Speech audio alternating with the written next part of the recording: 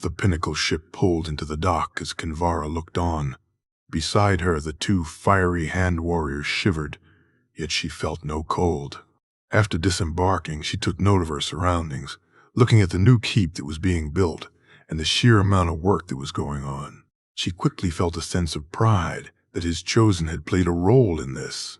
As they stood there, they were soon joined by two women and a number of guards. Both women wore swords and looked like warriors to Kinvara's eyes. "May we help you?" the taller of the two women asked. "My name is Kinvara.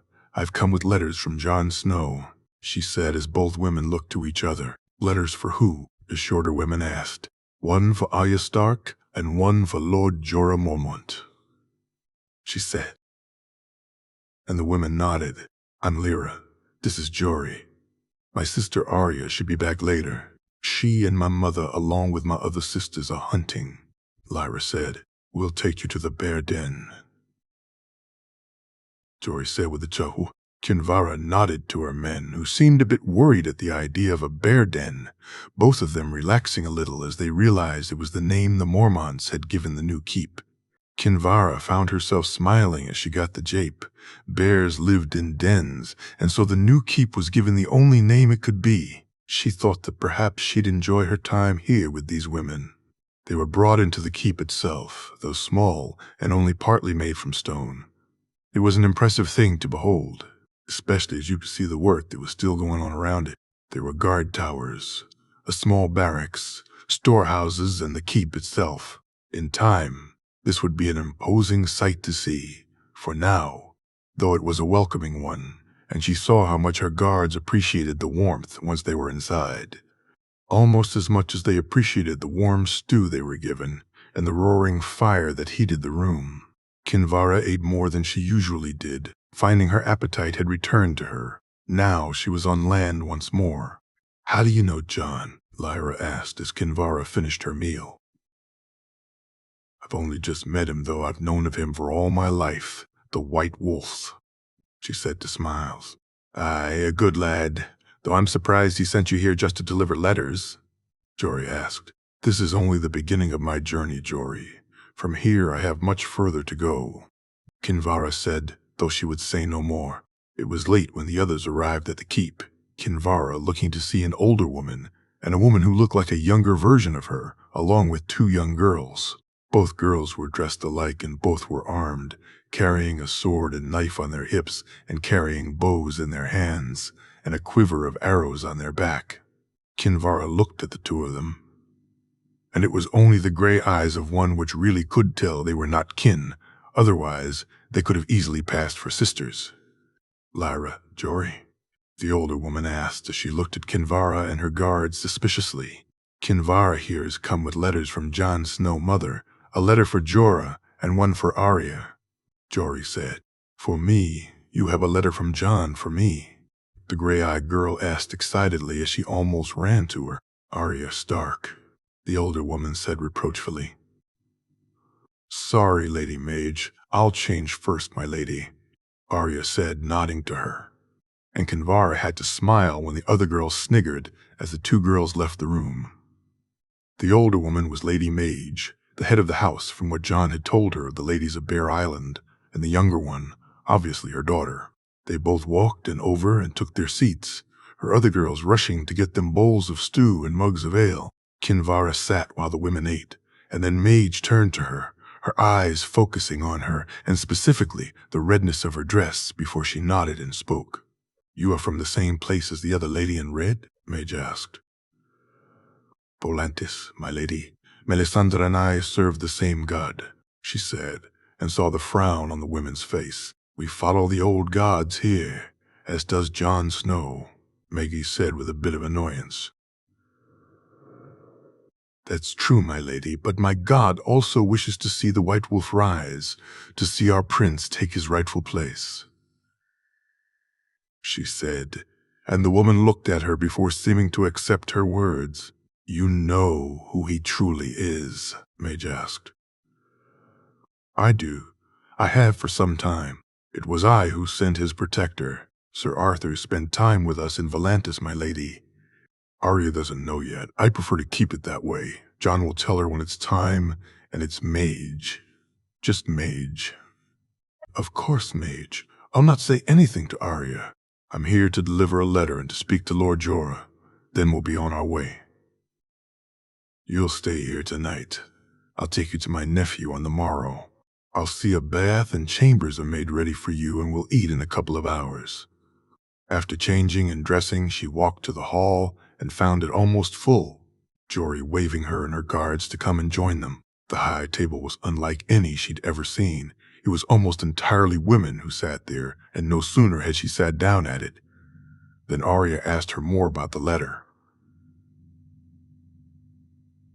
Kinvara, taking it out from her pocket to hand it to her.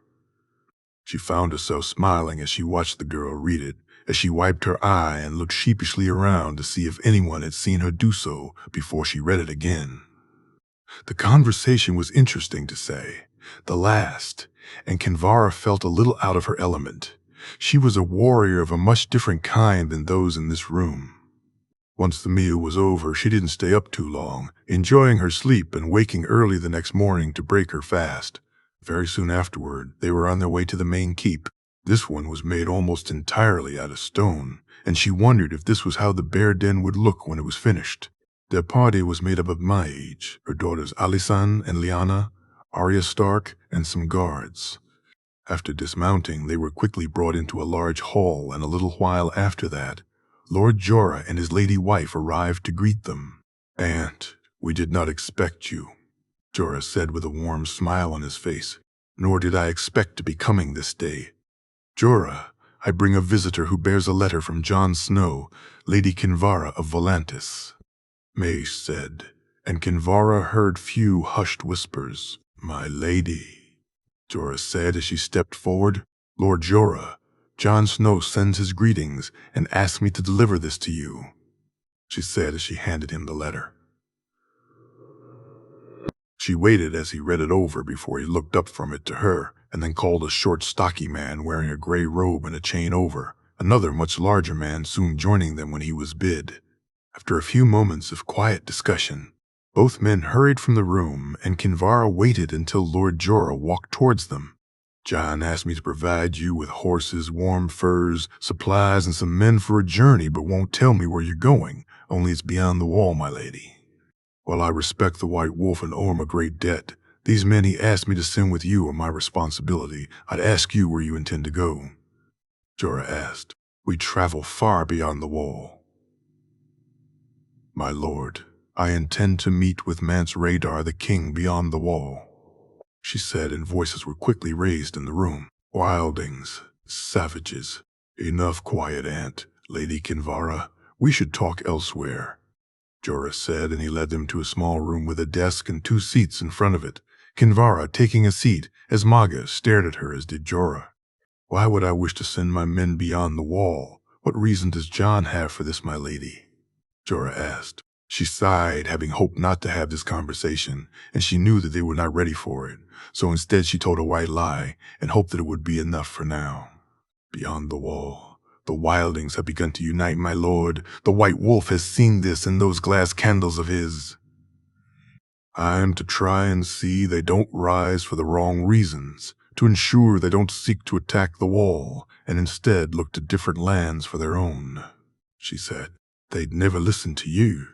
If they intend to rise, they'll rise, and we'll beat them back as we always do," May said. "Indeed, my lady. But should we not try at least to see that they don't rise? If there is a chance we can change their plans, then should we not at least try?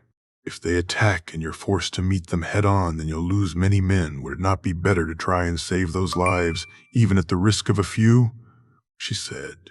And while her words were somewhat lies, there was truth there, too. Neither she nor Jon wished to see the free folk fight for the wrong reason, not when the right one was so important. "These are savages, my lady, you have no idea," Jorah said. "I come from lands where the Dothraki ride freely, my lord. I've seen the savagery of men firsthand. Trust me, I know exactly what kind of people I travel to meet," she said. "Does he truly believe he can stop them from rising?" Mage asked. "He does. My lady, with what he plans for Westeros, he needs to stop all possible threats to the north. If he can do so before they actually threaten northern lives, then all the better, don't you think? Aye, May said. Aye, Jorah said. Kinvara breathed a sigh of relief, and over the next few days, she watched as supplies were gathered. Food, warm clothing, furs to cover themselves in at night, and tents to sleep in. Finally, they readied horses and picked the men who'd escort them. They were older than her, or her guards. She wondered if Lord Jorah had specifically picked these men as their loss wouldn't deprive him of younger, more capable men.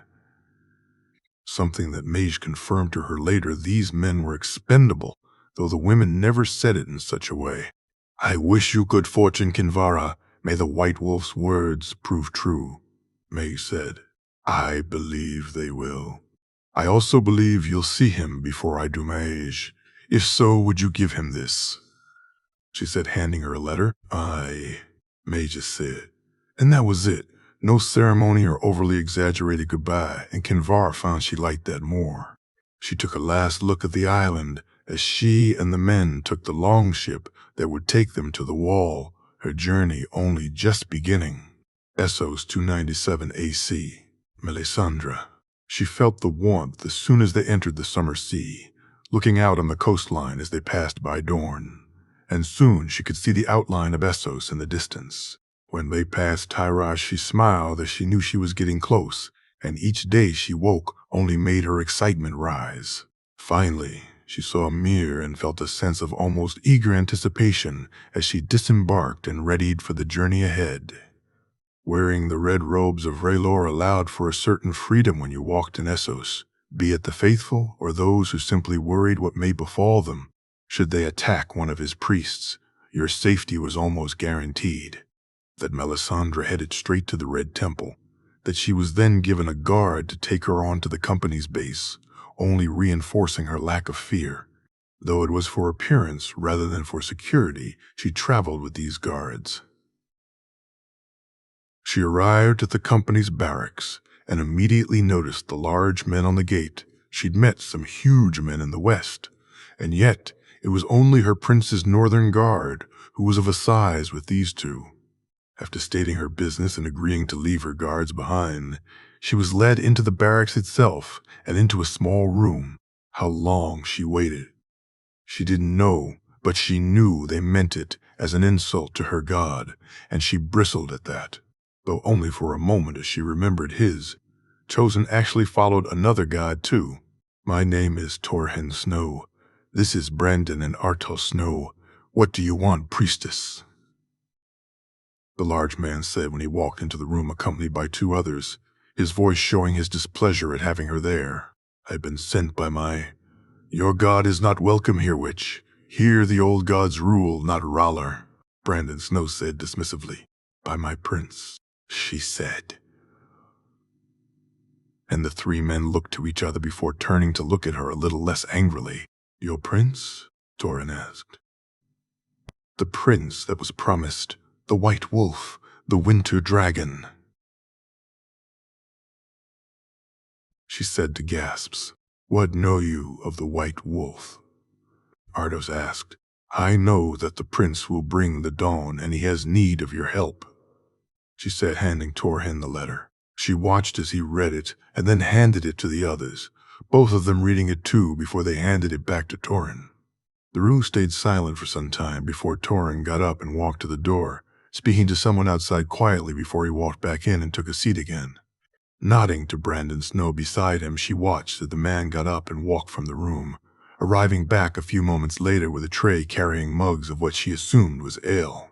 We settle accords over drinks, lady, Torhen said as Brandon placed the tray on the table and moved a mug in front of her and the others.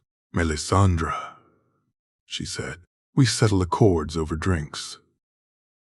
Lady Melisandre, I hope you like ale, Torren said, and she nodded as she took the mug in her hand, the taste not to her liking, but it was cool as she smiled when she saw the ice in it. Ice, she asked.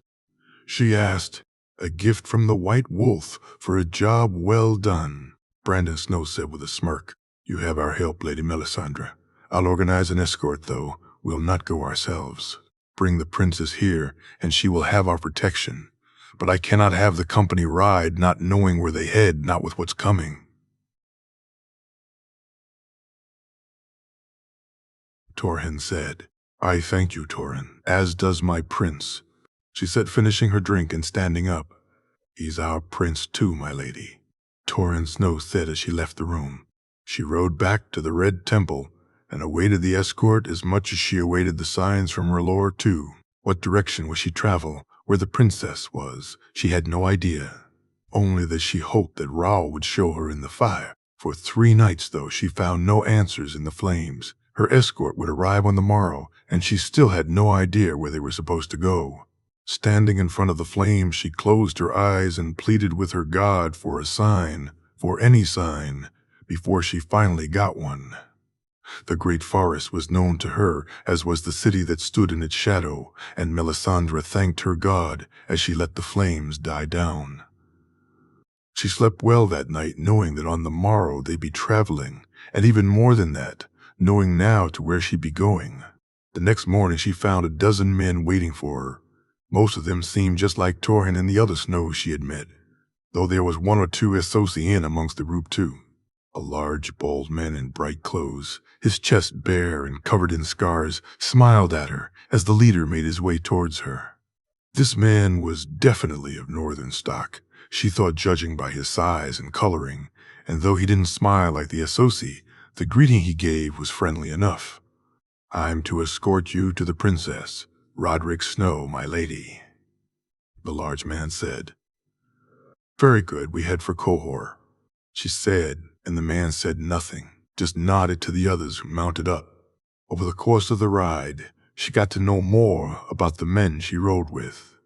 As she'd thought, most were of northern heritage, with just the 3 Esoi among them, and they were from vastly different backgrounds.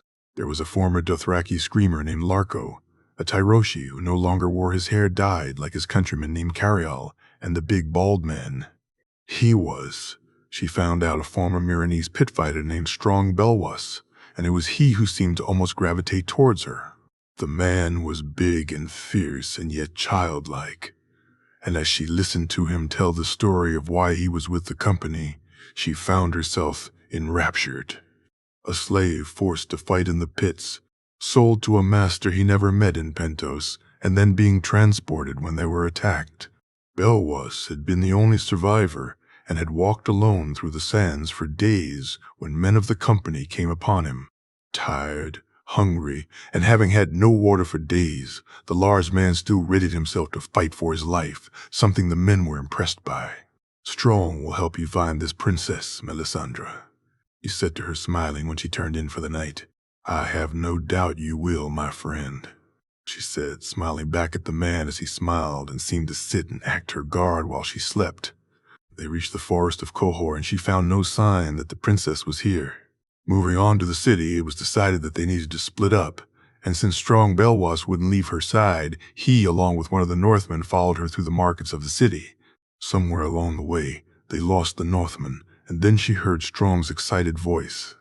"Found her," Strong said as he rushed into what was now developing into a large fight. Melisandre cursed the fact that the other Northmen were elsewhere, though in the end she looked on relieved as the fight went in their favor and thanked her god once more. As she moved forward, she looked at the princess and saw her to be everything she had imagined, the perfect vision of a daughter of Valyria. "Who the fuck are you?" the scarred man nearest to her asked, looking from Strong to her, though Melisandre's eyes were only on the princess. "My name is Melisandre of Ashai, and your nephew sends his regards, princess," she said. "The Wall and Beyond, 297 AC, Kinvara." They arrived at the Shadow Tower, and were soon speaking to the commander there. Dennis Mallister was an old man, and yet he still seemed to have both his strength and wits about him. After he had told her that it was madness to head beyond the wall and that he'd not give her one of his men to show her the way, Kinvara had surprised him by saying she wasn't asking for any. "I seek no help nor permission, Commander, only to let you know that I travel beyond the wall and that there is no need to come looking for me or my companions," she said. Madness, sheer foolhardy madness. Well, if I can't dissuade you, I'll not try any longer. I've done my part, but mark my words, Lady Kinvara, it's only death that awaits you beyond these halls. Dennis said, and she nodded. She and the others ate in the hall, as she watched as the men from Bear Island spoke with the Black Brothers, as tales were told of what they'd faced beyond the wall and of the savages that lived there. Kinvara almost smiled at the men's stupidity. There were much worse things than wildlings beyond the walls, and if she failed in her mission, then these men would be the first to have to deal with them. The next morning they set out riding to the Bridge of Skulls and bidding farewell to the land south of the wall.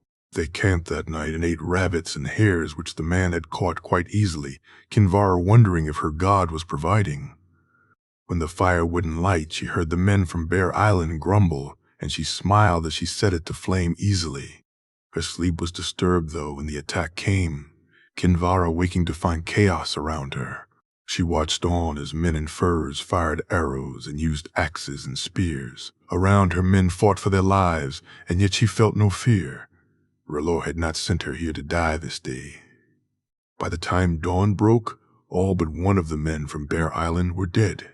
The free folk, too, had suffered great losses, as the only survivor was a blonde woman who was injured.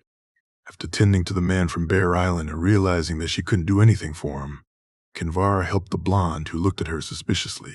Why are you helping me, Kneeler? Your people will take my head anyway.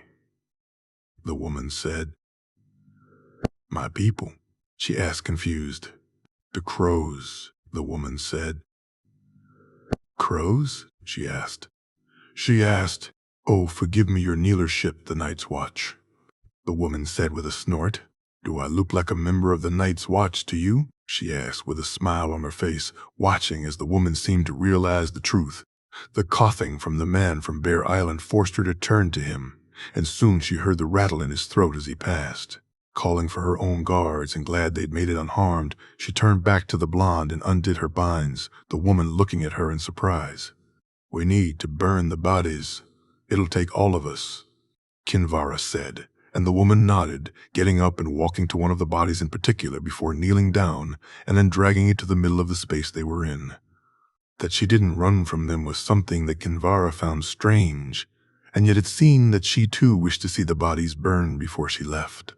Once they had them all together, Kinvara reached into her pack and emptied the liquid over them, before standing with her men while the woman stood a few feet from them.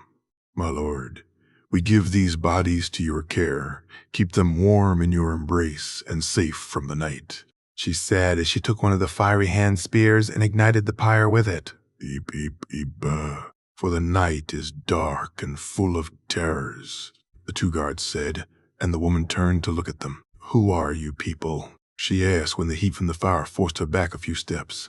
My name is Kinvara, and me and my companions serve our god, she said, and the woman looked too, her shaking her head. And your god sent you here? Here and beyond, we seek the king beyond the wall, she said, and noticed the woman's expression change. Why? To help him, Kinvara said with a smile. What? For a long time the blonde said nothing, and then almost as if she had been going over in her head, she seemed to reach a decision. I'll take you to Mance. If you play him false, I'll not be able to save you, the woman said. Understood. Your name? Kinvara asked. Val, the woman said. They were quickly brought off the trail they'd been sent on, Val leading them into more heavily wooded areas. The woman seemed surprised when Kinvara's guard kept coming back with fresh kills each night. Even though they had food in their packs that were now on the horses' backs, they still hunted, and each night R'hllor provided. After the third night, Val commented on it and scoffed when Kinvara told her of her god. R'hllor provides for those who serve him. He protects them, she said, and Val just snorted as she looked at her. Then how come your men are dead? Val asked almost snootily. They weren't my men, she said, and the woman's expression changed. I don't. What? Those men weren't followers of my god, so they were not under his protection. You talk of this god as if you know him, Val said. "Do we really know anyone?" she said with a laugh. "Look into the flames. Val, look into the flames and tell me what you see," she asked, and Val looked at her before she looked into the fire. Kinvara saw it clearly, the doubt soon replaced by the shock, and finally the horror of what she saw. Val, moving back from the fire and looking at her while shaking her head. "What was that? What did you do to me?" Val asked, her voice strained. "What did you see?" She asked the clearly disturbed woman. "I saw death. Death came from my people. It took us all," Val said, tears falling. "There's only one thing we say to the god of death, Val. Not today," she said, and saw the woman nod. She felt it when they reached what Val told her was the fist of the first men. She felt it, and the shiver went down her spine. Though they could have made it that night, she instead had them stop, and in a small cave, she lit the fire. Kinvara didn't allow her men to hunt that night. Instead, she bid them sit by the fire, and they all huddled around it. Kinvara looked into the flames only to see nothing, and so she then took out the small jar and the piece of cloth. When they had found the blood, she knew exactly what it was and where it had come from. The princess had become a woman, and she thanked her god for giving her this small piece of her. Throwing it on the fire, she looked in and saw what it was she must do. And so after speaking to her men and waiting for Val to sleep, she left the cave and made her way up the hill. The child came at her quicker than she could imagine, Kinvara barely having a chance to reach for the ruby on her neck. Pulling it off, she turned from the short sword the child aimed at her. As it missed, she smacked the child hard in the head, the ruby leaving an imprint so hard that she hit the child, and then she watched as the child fell. Moving quickly, she was upon her before she could rise. "My god has something you need to see, little one," she said as she cut her hand and let the blood flow over the ruby, the flame starting small but soon enveloping her whole hand. Kinvara watched as the child looked into the flame and as she saw whatever it was that was for her eyes alone. Finally, the flames died down, and the child moved to her sword, and Kinvara waited to see if this was to be her time, her end. It was not, as instead the child stood up into Kinvara's eyes. It looked like it sobbed, though no tears or sounds were made. "We must move now," the child said, and Kinvara nodded. "Horses? You have horses?" "We do," she said. "We ride hard. We must reach it by nightfall," the child said, waking Val, who stared constantly at the child and mouthed "children" over and over again. They quickly mounted, and Leaf, the name the child gave herself, told them to hurry. They rode fast, and just before nightfall, they reached the weirwood tree, Kinvara and the others watching on as Leaf cut into its white bark. The red liquid poured out, and Leaf asked for a cup to collect it, and they watched as she did just that. "You must drink," Leaf said after she'd taken a drink from the cup, nodding at Kinvara when she handed her the cup. "All of you." They did as they were asked. The taste was horrible, and yet it warmed them. And Kinvara felt there was power in this liquid, though it was a power that felt different to her. Cold, distant, not like the heat from her god, and she wondered if this was a gift from the old ones instead. "He will only see what he wishes now. I must leave," Leaf said.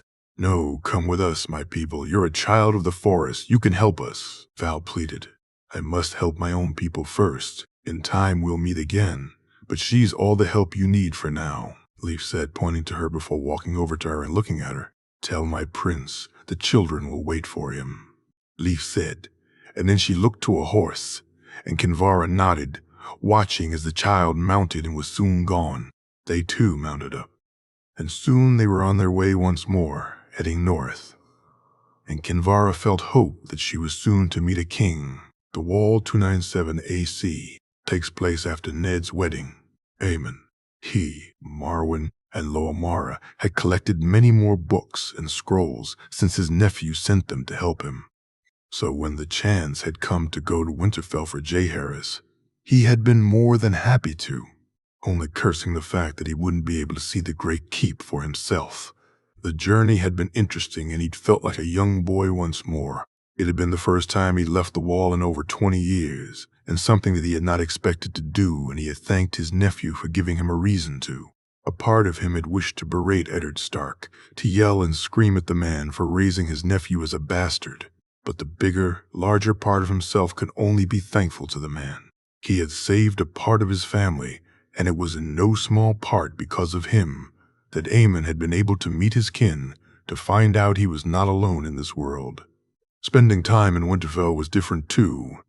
The keep was warm, thanks to pipes that ran through the walls and carried hot water from the nearby springs.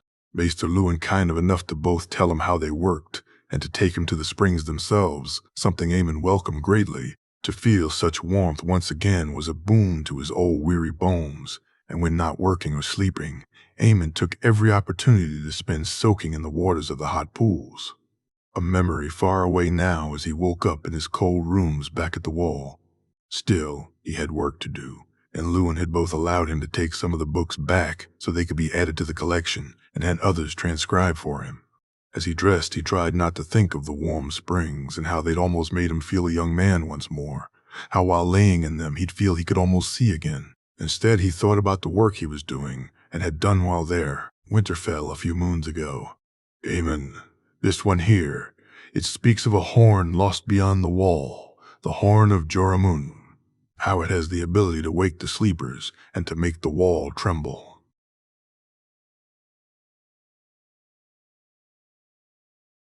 Luwin said as they sat in the maester's rooms. I've read of it before, Luwin, though it was used to create, not destroy, he said, sipping on the warm cider. Could it do both? Luwin asked. Perhaps creation can be a form of destruction after all, he said as he thought on it. They had spent hours going over the works, and Aemon was almost eager for the opportunity to leave them behind, so he appreciated it when the servant came to tell them it was time for their meal. He held on to the younger man's hand as they walked to the great hall, this place not as familiar to him as the wall was. Entering the room, he was happy to hear the sounds of laughter as the Stark brothers spoke, the two men telling each other stories of days long past. Aemon, Luwin, join us, Benjen said. Of course, Brother Benjen, he said with a warm smile as he sat down. So what were you finding most amusing?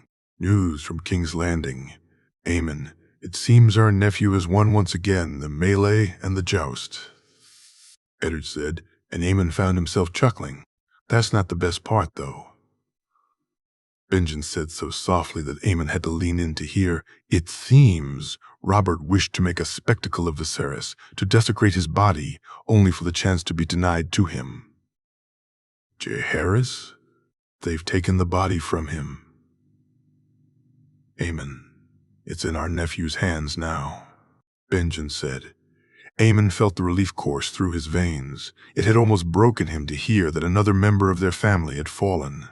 Even if the tales of Viserys being his father come again were true, he was their blood and deserved a better fate than to be displayed like a trophy, something he knew the Fat King would do.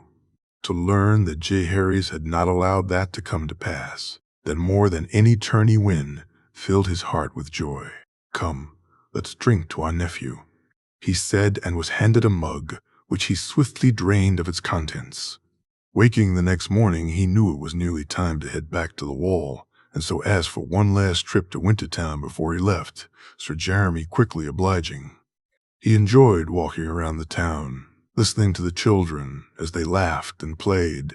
When Luwin had told him that these were poor wretches from Flea Bottom that had come north for a better life, Aemon had found it strange. Why would they travel so far, Luwin? Because Jon Snow arranged the ships. Aemon, he and Lady Marjorie. Go listen to them. Speak to some and you'll see how well thought of they are, Luwin said. So he had. And each time he felt a little weary or was feeling sorry for himself, he'd travel here and just sit in the center of the now bustling town and listen. Bustling town and listen. Tales of the White Wolf and the Golden Rose, sounding like a song ready to be sung, always bringing a smile to his face. Sir Jeremy too enjoyed these trips. The night knowing how downtrodden those in Flea Bottom usually were, and how just the sounds of these children playing felt different somehow. But all things had to come to an end, and so he readied himself for the ride back to the wall, finding himself both eager and apprehensive about the journey. Standing in the courtyard, he said his goodbyes to Lewin and some of the others he'd met here, and was soon face to face with Eddard Stark. "I wish to thank you, my lord, for everything," he said, nodding to the man. "It's been an honor to meet you, Aemon, truly." Eddard replied, "Give my regards to your son, Lord Stark, young John. Give him my best," he said with a smile, unable to use his nephew's true name with so many people around. I will. You can count on it, Aemon." In another life, he'd have looked back at the keep as they rode away from it, fixed it in his mind so he'd not forget it, just like he had the Red Keep.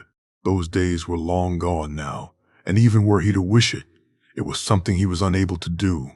Instead, he tried to remember the images he'd seen of Winterfell in the books he'd read and hoped they'd done it justice. "The wall now, Aemon, Aemon," Marwyn said, and he turned to the man, the spoonful of porridge still in his hand. "What? Sorry, I was miles away," he said, embarrassed as he placed the spoon down. "I was saying that these books, Aemon, the ones from Winterfell, along with those here, I don't think there are any even in the Citadel which can help him more," Marwyn said. "Not in the Citadel, no. There's only one other, and I pray it's still there, and that he is the one to unlock its secrets," she said softly. "Yeah," before he could say anything more, though there was some excitement at the door, and they were quickly joined by Loamara. "Aemon, Marwyn, we have a visitor. Jon Snow has arrived," the former maester said excitedly, though whatever excitement the man felt surely paled next to his own. "For true?" Marwyn asked. "For true," Loamara said. It turned out to be true indeed, and as he sat in his rooms later that day with his nephew Aemon, found himself listening eagerly at the things Jaehaerys was saying. "You truly found the Conqueror's crown?" Aemon said, his voice full of disbelief, along with eggs. "Uncle, more eggs," Jaehaerys said. "And this." Aemon felt the pendant in his hands and rubbed his fingers over it. He could feel the shape of the jewels, the sigil of their house, but something felt different about them, and he didn't know what. "This is strange, Jaehaerys. It feels odd," he said, handing it back to him. "Lady Melisandre felt more excited about that than anything else I found. You don't know of it? It's not something you've seen before? Something that belonged to our family?" "It could be, but if so, it was before or after my time, nephew," he said with a chuckle. "Uncle, I'm almost ready. It's time. After what he did to Viserys, I could have moved earlier. I could have saved him," Jaehaerys said, his voice cracking. "From the stag, perhaps? From fate? Not even you have that power, Jaehaerys," he said, reaching out and smiling when his nephew took his hand. "You are ready, truly?" he asked worriedly. "I have the men. Uncle, Dorne, the Reach, the West, and the North. I have the lords of the Narrow Sea and loyalist houses. There are others who I may be able to bring on board, houses in the Riverlands and perhaps the Stormlands, and I have dragons, Uncle." "That you do," he said almost wistfully. "Do you? Would you, Rhaenys? Would you like to meet her? More than anything in this world, nephew," he said happily. As he slept that night, he thought back to the dragon. Meeting her had been a dream, and when his nephew had suggested he take flight with him, Aemon had barely been able to speak. Feeling the wind in his face as they soared had been more than he'd ever imagined, and he held no fear now that his nephew would take his throne. He felt himself drift off, wondering what his dreams would bring. The desert felt warm on his feet, and he looked down to see he was wearing no shoes. He thought that odd, but moved anyway, something calling him forward. The sun was no longer in the sky. No, that wasn't true. It was there, but the shapes blocked it out. He looked up and saw them. They looked like large birds in the sky. Two flew far away, but one flew closer to him, showing itself not to be a bird at all. It landed not too far from him and looked at him curiously, its golden scales reflecting in the light. Moving swifter than he knew he was able, He was soon standing beside the large dragon, his hands stroking its head as it trilled with happiness, its large eyes staring deep into his very soul. Leaning against it, he felt its eagerness, its desire, and so he nodded and began to climb up onto its back. Savagan Sandorix, Aemon said as the dragon took to the air. Mirror 297 AC. Torrhen Snow. They had received their payment from the Lannisters and gone about their business normally. Contracts had been taken and life had returned to normal, or as normal as a sellsword's life can be. Yet for Torrhen it had been hard to get rid of the idea that they were in the wrong place, fighting the wrong fights and doing so for the wrong reasons. While some of that had been true for the entirety of the company's existence, it seemed lately to Torrhen that the call for their home had been getting stronger. But routines have a habit of taking one's mind from places that cause concern, and soon his routine did just that. Or it did at least until he received word that there was a red priestess at their gates looking to see them. The company had certain rules, certain codes they lived by, and religion was one of them. Whatever you believed, whatever god you prayed to before, if you joined the company, then you worshipped the old gods. They had no time for fire priests, for the black goat or the great stallion, no god of many faces for them either. Exiles had come to them from Essos, seeking to join good men and true, but men who worshipped the seven and refused to give them up, so they and anyone else had been welcomed politely and then sent on their way. Brandon Snow set up a northern company, and a northern company they would always be. We should send her away, Artos said. Aye, Brandon added. No, we'll listen. What harm can it do? It's not like she'll convert any of us. He set to laughs from the other two men. As he walked around the barracks later that night, he found himself smirking. In a way she had, or more precisely, the letter she carried had. The meeting would be held on the morrow. For now, he needed to select the men to travel with her, and so he walked to their largest hall, the one where the men would gather. He looked at each of them when he entered before finally settling on the one he wanted, and for some reason deciding to send the former pit fighter with him. Roderick, a word, he said, motioning to the man to follow him outside.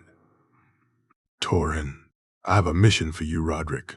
I want you to gather 12 men. You're to travel with the Red Priestess who came here earlier, be her escort, and help protect the girl she'll take you to. Torrhen said, Travel where? I don't know, Roderick. Listen to the woman and follow her orders, he said as he went to move away. Take the pit fighter with you. Go us, Roderick asked, confused. Aye, take him with you. I have a feeling you'll need him, he said, and wondered why he felt that way. Thinking nothing of it, he walked back to his rooms and poured himself an ale, the ice a welcome addition, and he thanked the old gods for that, them and Jon Snow. No, not Jon Snow. Jaehaerys Targaryen. He thought as he pulled the letter out and looked at it once more, to the leader of the Company of the Rose. 1. My name is Jon Snow. Or at least that's the name I've been forced to live under. Forced to live under because of lies and plots of ambitious men. Men who've cost me family from both sides of my bloodline. My true name is Jaehaerys Targaryen, I, a dragon. And I know what that may mean to you, why it may make you wish to tear this up and throw it away. I ask you to remember, though, I am not only a dragon, I am a wolf too, and it's stark blood that runs in my veins as much as it's Targaryen. Brandon Snow swore to leave his home and never return, while a dragon sat the throne, and for almost 3 centuries the company has lived up to this oath. Soon, though it won't be a dragon sitting the throne, it won't be a wolf either. My mother called me a dragon wolf, the union of both our lines. My father named me the Song of Ice and Fire, the prince that was promised. In Winterfell, I was told I was the White Wolf, the Winter Dragon, told that I had a role to play and an enemy to fight, an enemy that most have forgotten about or consider a myth. As I write this, I sit looking at myths brought to life. Dragons fly once more, and they will be needed for the fight to come, as will you and your men. It's time to come home. Time to ready for the fight you truly care for, not for me or my throne, but for the North and its people. For it'll be there that it comes first and foremost. In time I'll send for you and ask you to heed the call, to remember your blood as I remember mine. For now, I ask only that you protect my kin, for she too will be needed in the days ahead. I pray that the old gods grant you the wisdom to do what is right, that you'll give the lady what she asked for, and that when the North calls, you'll come. If, however, you cannot, then so be it. I'll fight this fight without you, for the war for the dawn comes whether you play a part or not. Jaehaerys Targaryen, son of the North. The letter was unexpected. The White Wolf's call was not. That the wolf turned out to be a dragon had never been what the prophecy had said, nor what they had believed, and that would cause some issue with the others. When Brandon Snow knelt, he and Aegon spoke for some time, words that he'd written down that were lost now to time. What exactly was said between them, neither he nor the last few commanders had ever truly known, only that an accord had been struck. Brandon left, and the company was formed, never to return unless called. They cared not for crowns, neither the Iron Throne or the kings of winter. Despite what people may think, it wasn't the thoughts of a dragon on the throne which had made Brandon leave. It was the thoughts of the company he wished to form, the purpose he wished to give them. Not to fight in petty wars for land or title, but in the one true war, the war for life itself. The words had been lost, and the truth of them confined to men long since dead. Only the prophecy itself remained. The White Wolf will howl and we will follow, for he is the prince that is promised, and only together can we bring the dawn. Cohort 297 AC.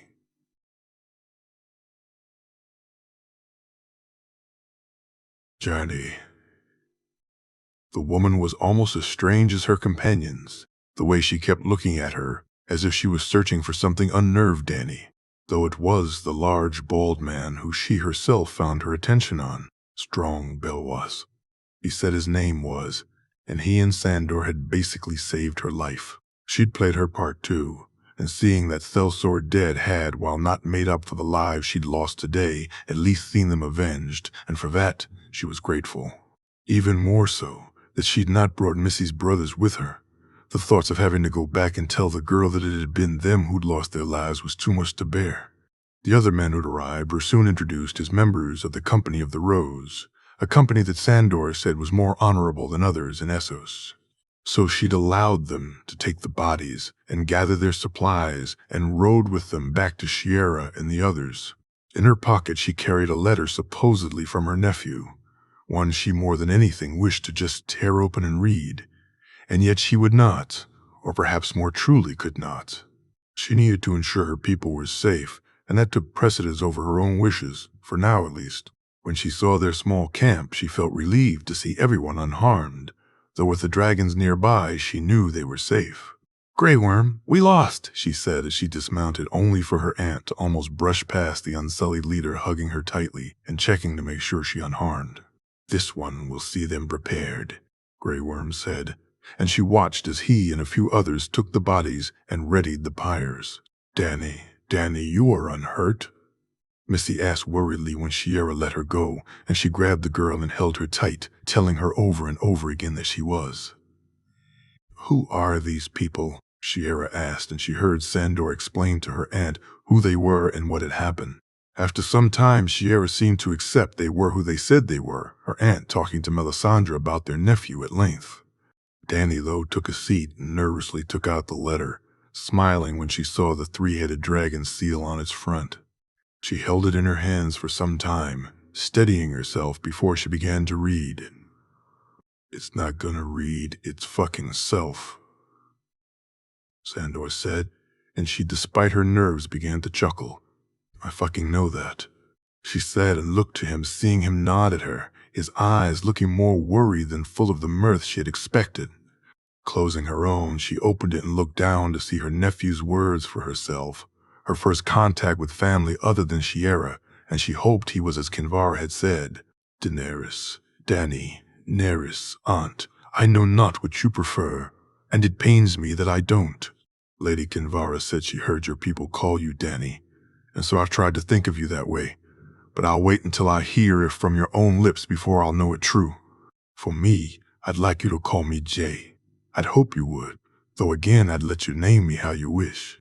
I find myself trembling, writing this letter, words jumbling around in my head in clarity to be something that may fail me, so forgive me in advance. I have news, both good and bad, and it pains me truly that I must tell you anything that may cause you hurt. Viserys has passed, Aunt, killed by the stag who sits the throne, handed to him by a fat magister for reasons I'm unaware of. I was too late. I waited too long, and because of me, another member of our family lost their life. I ask no forgiveness for this. Had I moved sooner then, he'd live still. I hesitated to be sure of victory and thought I had more time than I truly did, only to find out, like my father before me, that time waits for no one. I cannot bring back my uncle. All I can do is avenge him and see the man responsible dead, and I swear it to you, on fire and blood. I swear it, I'll see them pay for what they've done. The time has come to take back what they stole from us, to take back the throne that is our family's birthright, and to pay them back for what they've done. I know as my father before me the path I must travel and the dangers that lay in wait. I intend to name you my heir, Aunt, to carry on our name should I fall, but should that happen, please know that you'll not be alone. We have more kin, Dany, more than either of us ever thought. Aemon Targaryen is the maester at Castle Black, and he'll advise you and offer you counsel should the worst happen, or be family to speak to if it does not. We have another uncle, too. Tyrion Lannister is your father's child and not Tywin's son. I know this to be true, Anne. I've seen it, and together we fly our dragons and ready ourselves for the war to come. I've made efforts to see you protected, sent Thandor your way, and now Melisandre. With luck, she'll bring the Company of the Rose too. If not them, then the Fiery Hand. I wish I could have done more, could have seen you, spoken to you, and told tale of our family to you. There are things I long to show you that I'd hope you'd long to see. I pray to get that chance one day. Should I not then know that you are my blood, my family, and though we've never met, I love you for that alone. The world has been cruel to you, Aunt. It's taken so much from you, and were it in my power to change that, then I would. Alas, I cannot, and so I offer you this. In another life we'd have grown up with family. We'd have known their love and played as children along with my brother and sister, with Viserys. This was not the life we should have had, but it's the only life we can live. Should I fall, then you must live. Live for me, live for them, live for yourself, and know always that you were loved. Jaehaerys Targaryen, your nephew. The tears fell from her eyes as she read it, and once she did, Dany got up and walked to the dragons, leaning against Elegon and letting her warmth warm and comfort her. Shiera took the letter from her and read it, and then she too walked to her dragon, Rhaegal brushing up against her as she sought the same comfort that Dany did. The others left them alone for some time, and when they eventually joined them, night was falling. Dany, Shiera, Missy, and Grey Worm stood, while other men of the Unsullied stepped forward and set the pyres alight. She found herself looking into the flame and felt the presence of the Red Priestess nearby, her eyes focused on Dany's own as she looked into the fire. Melisandre needn't have bothered. Dany found no answers in the flames, not that she was looking for any. She had all the answers she needed already. It had been clear to her as soon as she had read the letter what she must do. Lady Melisandre, my nephew says men of the Company of the Rose are on his side, that they are to protect me? She asked. I believe that's what the prince may have wished, Princess, Melisandre said. These men, where are they? My princess. Do they have ships? She asked. I do not know, Melisandre said. Could we get a ship in Myr? She asked, and the lady nodded. Dany? Shiera asked. We're going home. I wish to see my nephew, and I'll not hesitate. I'll not allow my family to die. Dany said as she walked towards Elegon, looking into the dragon's eyes. She stood there looking and then leaned in close to the dragon's head, her head resting on Elegon's. We'll fly soon, my love. she whispered softly to the dragon. "We'll fly, and we will bring fire and blood to those who threaten my family." She woke up to find she was not alone in her bed, looking beside her to see Petter was asleep, and finding herself shocked as she now remembered going to bed the night before. What she did remember was the overwhelming sense of relief she had felt when Peter had arrived, how he'd made her feel as if the world wasn't completely against her and that someone cared about her. Was that the reason why? Had that been enough too? She looked at herself and saw she was naked, and looking to him she could see that so was he. It was clear what they'd done, and a part of her felt shame at the thought, not at the act itself, though there was some of that too. He was. She never would have, had she been thinking straight. Not unwed. She wouldn't have, though she had wished to marry him. So there was that, at least. Some of her shame, though, was that she couldn't remember the act itself, not any of it at all, though very quickly a new thought hit her. Peter, wake up, she said, shaking him awake. Cat. Peter, we can't, people can't see us like this, she said worriedly. Cat, my love, we are to be wed, to be man and wife. There is nothing wrong with us being together, not now, not anymore. Nothing to stop us being together, he said as he kissed her. She allowed the kiss, happy that he wished to marry her, and that they would be together to face whatever was to come. It was then the thought came to her, so quickly and suddenly that she couldn't stop the panic that hit her. Cat pushing him away and not noticing the look of hurt, and briefly the one of anger that appeared on Petter's face. I can't, Moonty, I can't. Petter, I can't have a bastard, I won't. She said her worry so strong that she cared not that she was moving around the room naked. Cat, my love, we're to be married. We can do so today. Tomorrow, you have nothing to fear. Should we have a child together, they'll be true-born, and we'll see they rise high, Cat, he said as he climbed out of the bed and walked over to her, embracing her, and she felt herself begin to relax. Truly, Peter. You wish to marry me today? She asked, needing to know it was to happen. I do. More than anything in this world, Cat. I've loved you all my life. Just you, my love, my sweet Cat, he said, kissing her once more. She welcomed this kiss even more, enjoyed it even. She was to be married, and with Petter's help, she'd see the bastard and all those who had wronged her dead. They dressed quickly, and when Peter left to find out what he could about events in the Riverlands, Cat walked to the Sept. She found Septim ordained there and told her the news, asking the woman to make the arrangements for the ceremony. Given the way things were shaping up in the realm, a large wedding was out of the question, and she tried not to feel put out by that. It seemed she was destined never to have the wedding she deserved, war once again forcing it to be smaller and quicker than she would have wished. As a girl, she had dreamed of her wedding day, the large feast they'd have, and the great and good of the realm coming to see her marry the man of her dreams. Tall, dark, handsome, and wild, Brandon was everything she deserved, and just like with her wedding before, she was still being forced to settle for lesser. Tomorrow, my lady, are you certain? Septa Mordain asked. It must be Septa. We don't have the luxury of planning things. Soon we could be besieged or under attack, and I'll be wed before then, she said. And the woman nodded to her and ran off to speak to the Septon. With that done, she hurried back to her rooms and went looking for a suitable dress to be married in, finding her old wedding gown amongst her things. She tried it on, and despite it being a little tight, it still fit.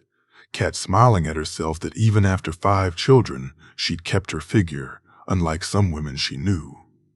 Taking her sewing kit, she began to make alterations, loosening it out around the waist, and adding in some decorative symbols so the dress looked somewhat different. By the time Peter came back, she was done, and when she told him she'd arranged the wedding for the morrow, the smile he gave her was blinding, his own happiness fueling hers and making her think back just a little to the sullen, almost nervous way Ned had looked on their wedding day.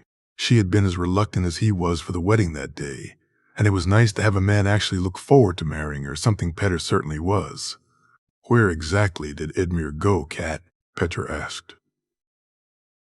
He took his men to deal with some of the bannermen Peter to bring them in line before the king and John Arryn get here, she said, as she asked Pearl to bring them some tea. When did he leave? He asked. A few days ago. Do you think we should be worried? She asked. It hadn't even crossed her mind to think so until now.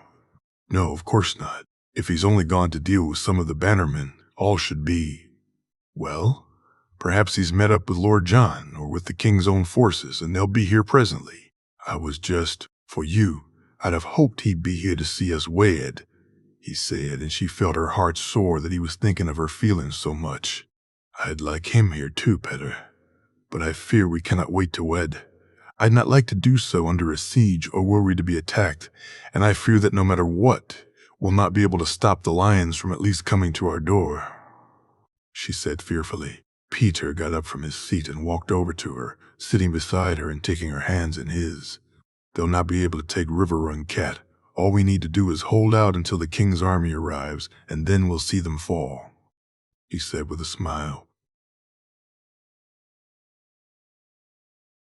Will they be enough, Petter, the Vale, the Stormlands?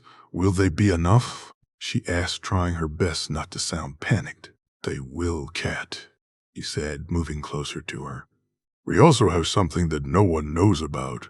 The Golden Company is landing in Duskendale Cat, 20,000 of the finest soldiers in Essos. Professional soldiers. No army comes even close to them, he whispered.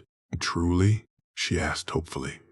Truly, my love, we'll see them all fall, and then together we'll rise.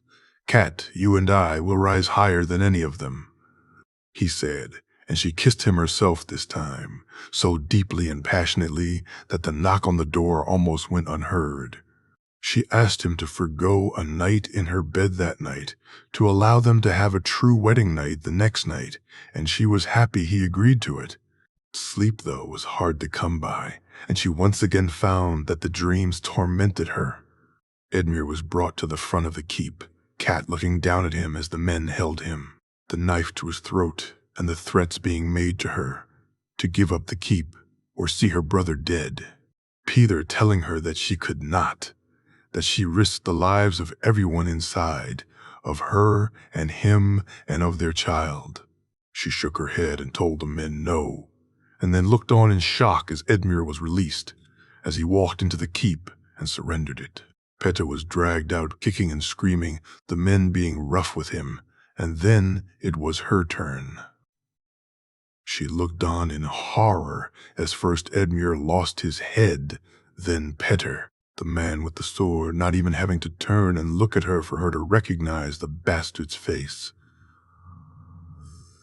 She begged, she told him she was sorry, she pleaded for the life and for that of her babe. What care I about your babe, Tully? You cared so little about mine own life. Why would I see you bring another you into this world?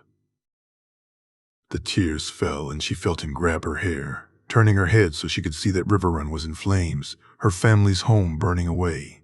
I told you that your house would end. You think I'd allow you to bring another fish into this world?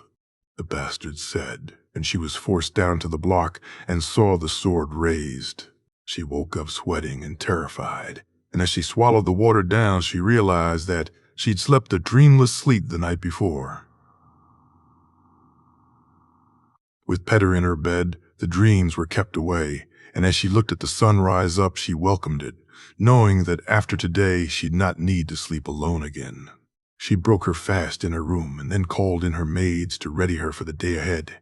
By the time they were done, she was herself once more. Staring into the looking glass, she looked a completely different woman. Her hair was arranged in the style she'd have never worn in the north. Her cheeks were flushed, and there was a lightness in her eyes, in her heart too. She practically danced into the sept, and when she saw him there, she felt that this was right, that this was what she deserved, and she was happy. Father, smith, warrior, mother, maiden, crone, stranger. I am his, and he is mine from this day until the end of my days. Chapters, she said, feeling a little shiver run down her spine as she reached the end. Hearing Peter say the same vows and seeing the look in his eye at least made the day far happier than the one with Ned had been. There was no nervousness or doubt in his eyes, only love, and for that she was thankful. When the ceremony was ended, they walked together to the small celebration she'd organized. Not so much a feast, but more a fancy dinner, and yet even that was to be denied to her. My lady, Sir Desmond said, running to her. Sir, banners, my lady, banners approach, Sir Desmond said. Whose banners? She asked worriedly. Lions, my lady, lions and dragons, the knight said worriedly. Close the gates, she said, panicked as she and Petter moved to the keep. She ran up through the courtyard, her dress being splattered by the puddles and the muck, and she found she cared not. Once inside, she almost raced up the stairs and soon found herself looking out onto the hills in the distance and at the army that approached. The army that was far too large and stretched as far as the eye could see. She looked and felt the fear almost overtake her. Her tears beginning to fall, and even Petter holding her in his arms couldn't assuage that fear now. The North Seaguar 29-8 AC, Tyrion. Beneath him the ships sailed, carrying his army, over 12,000 men, and a fourth of them mounted. Lords Broom, Lefford, Westerling, Serret, and their men, plus some of their own making up the force he had been given command of. There were good men down there that he trusted and cared for, too. The Strongbow had volunteered to join them, looking for his own glory away from his father. Satin was serving as his squire and the boy, though saddened by Loras leaving, was as dutiful as ever.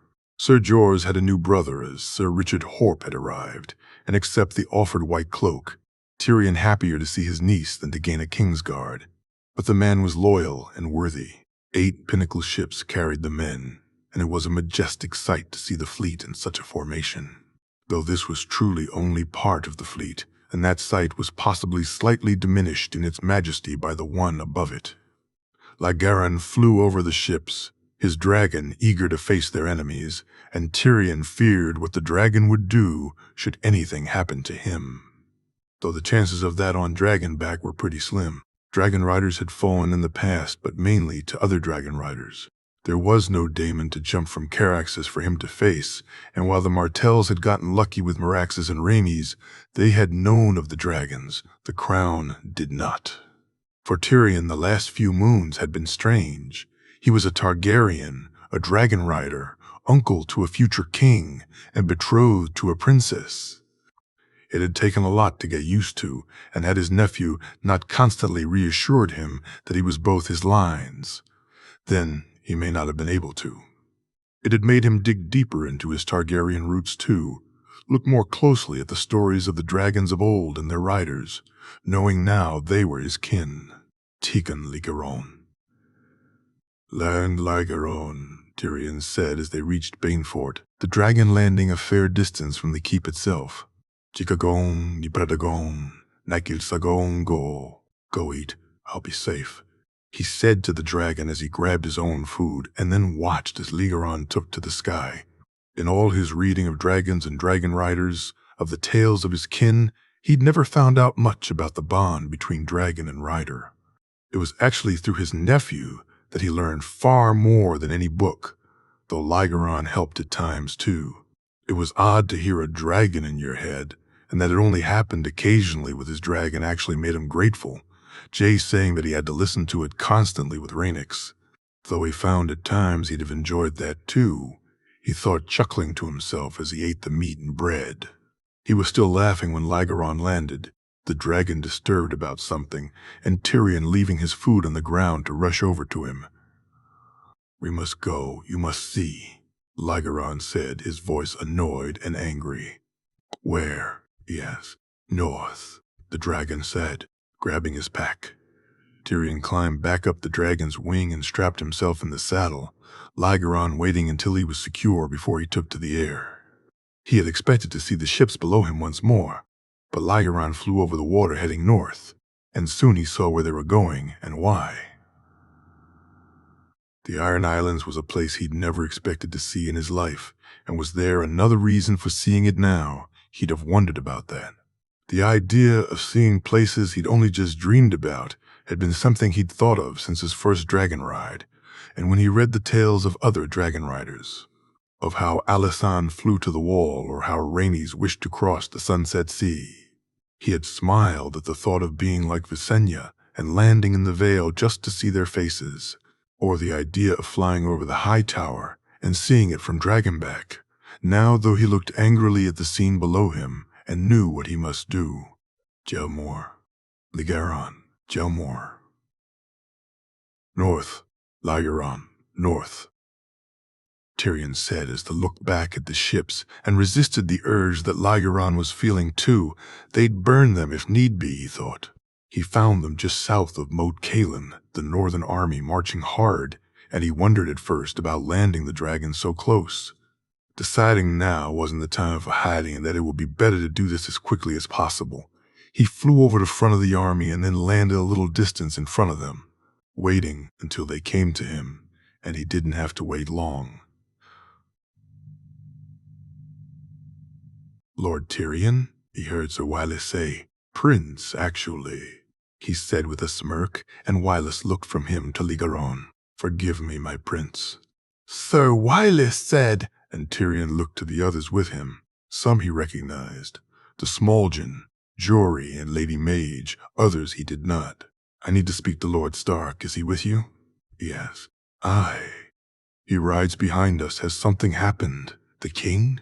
Mage asked worriedly. Is well and safe. No, this is something which concerns the north, he said, and Jory bid him join her on the horse. It was embarrassing to ride with her. Tyrion felt that without his saddle he couldn't properly ride a horse, and so he accepted the embarrassment and told Ligaron he'd be back as quick as he could. His dragon not accepting that for an answer and taking to the sky above him, following them all the way, the threat not so subtle. Hurt my rider and feel my wrath, Ligaron was basically saying, and it warmed Tyrion's heart to know he cared so much for him. They arrived at where Lord Stark and some other lords had stopped their march. Tyrion seeing the Great John, Sir Wendell, and Lord Wyman, among others. After being helped off the horse, he noticed them seeing what he was wearing for the first time. The black armor was almost identical to Jay's except in its material. The three-headed dragon standing proud beside the lion, and he could see some look at him oddly, while others just nodded. My prince, it surprises me to see you here. My nephew as well? Lord Stark asked with a note of concern in his voice. Tyrion wondered, had he known of what Jay intended regarding him, or was it just the armor he wore, though it really didn't matter, and so he put it out his mind for now. Our nephew is safe and well, my lord. I had intended to meet you further along the way, with my army. They should land in Seagard within the week, and are to join with your own against the Vale. Ligaron, too, he said. Ligaron, the Great John asked. My dragon, my lord, he said to Smirks. Why have you come, my prince? Lord Stark asked. Ironborn, my lord. On our way to escort the ships to Seagard, Ligaron flew to the Iron Islands. They have a fleet which looks ready to sail. I believe they mean to attack. Us, the Reach, or yourselves, I know not for certain who. Lannisport in the west are well protected. My Uncle Kevin will see to that. I intend to send a raven to Lady Olenna from Seagard, but since I was coming to meet you anyway, he said and saw the lords nod. How many men do you bring with you, my prince? Lord Stark asked. 12,000, my lord. 12,000, my lord, he replied. I have or will have 25,000 by the time I reach you. The north is well protected from an attack, but a large-scale one is not one we expected. Lord Stark said, Mage, Jorah, Galbert, Hellman, can you join me for a moment? Tyrion waited while the lords and ladies spoke and was on the verge of suggesting using Ligaron when they came up with their own plan. Should we need the dragons, my prince? They will come? Lady Mage asked. We are kin, my lady. Joined by marriage, should you need my dragon, he will come, and I know my nephew will feel the same. He said, and she nodded. In the end, they sent some men to reinforce keeps and said they'd send ravens once they got to Moat Cailin. Lord Stark explaining that they had left many men to guard the trading routes as it was. Tyrion was asked to stay and eat with them but declined, eager to both see to the ships and to warn Seaguard to be on the alert also.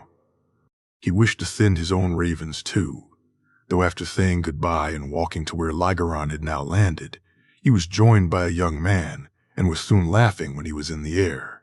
Apparently Richard's lips could get a message to those who needed it far quicker than he, even with his dragon. Seeing the walls of Seaguard in the distance, he was glad to see the three-headed dragon flew there now. So he landed Lygaron some distance away and walked to the keep, the guards opening the gate and Castellan rushing to meet him. "My lord," the old gray-haired man said, "Prince Tyrion Targaryen, I wish to speak to Lord Mallister." He said, his voice firm and direct. "He marches, my prince, Lord Jason and Sir Partrek, both march to join up with the king's army." The man said, "I need access to your ravens, and some warm food and a bath would be welcome, sir." "Sir Lymond, my prince, I'll see to it at once," the man said, and Tyrion nodded, glad for the chance to sleep in a bed tonight and to wait for his men to arrive and the real work to begin. The Vale 298 AC, John Aaron. He arrived in Gulltown to a mixed reception. Lord Grafton welcomed him.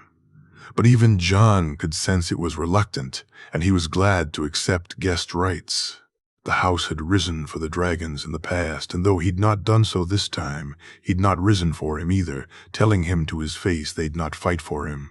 He did, though, offer him an escort to Runestone, which he declined. It was there the first piece of bad news hit him. He'd missed Lord Jan, who'd left to gather the rest of the Knights of the Vale at the Bloody Gate, meaning he'd have to ride hard and fast to catch up with them. John had considered not coming to the Vale, instead meeting the knights at the crossroads or sailing to Wickenden or the Salt Pans, but it would have left him cut off, and he needed to ensure that the men he spoke to were his and not the dragons. Lomas had told him privately just how dire the situation was in the Riverlands, and it seemed they'd need to put some rebellious lords in their place there before the lions and dragons arrived, something which had also put paid to him traveling through those lands to get to his army. "My lord, do you wish another?" Lady Isilla asked. His friend's daughter had grown up to be a remarkable young lady. "No, thank you, my lady. I think I'll retire for the night. I've a long, hard ride ahead of me," he said. And she smiled at him as he bid her good night. Lord Jan and Lady Yara had done a fine job with their children. Andar, Robar, and Isilla were fine examples of Vale chivalry and grace, and young Waymar had taken up the noble calling of the Wall. His friend was a lucky man, a wife who loved him, a fine young daughter to build alliances with, and not only a good, a true heir, but a second son should the worst happen. He tried not to feel jealous or angry that he'd not been so lucky, a wife who had never cared for him, and an heir that wasn't his. He needed to speak to Lady Anya most urgently. Young Harry cannot ride in this war. His line had to continue, and he was his heir now. Sleep came difficultly that night, his mind full of plans for the days to come and the thoughts of facing men he'd once called friends. Ned Stark had disappointed him greatly. To perpetrate such a lie on him, on Robert, to put them in the position they now were in was bad enough. To actually come to arms against them, willing to fight against him and the man he had called his brother once. John felt his anger rise and bemoaned the fact that heathen wolves threatened everything once more. My lord, you wish to be woken," the young girl said, and he looked to see day just dawning, and yet he felt as if he'd not slept at all. "I thank you, Elena. I'll ready myself now," he said, when the girl nodded and turned to leave. John quickly dressed and headed for the courtyard and his horses, only for Lady Yara to stop him, the raven scroll in her hand addressed to him personally. He opened it and almost collapsed to the ground, unable to believe what he was reading.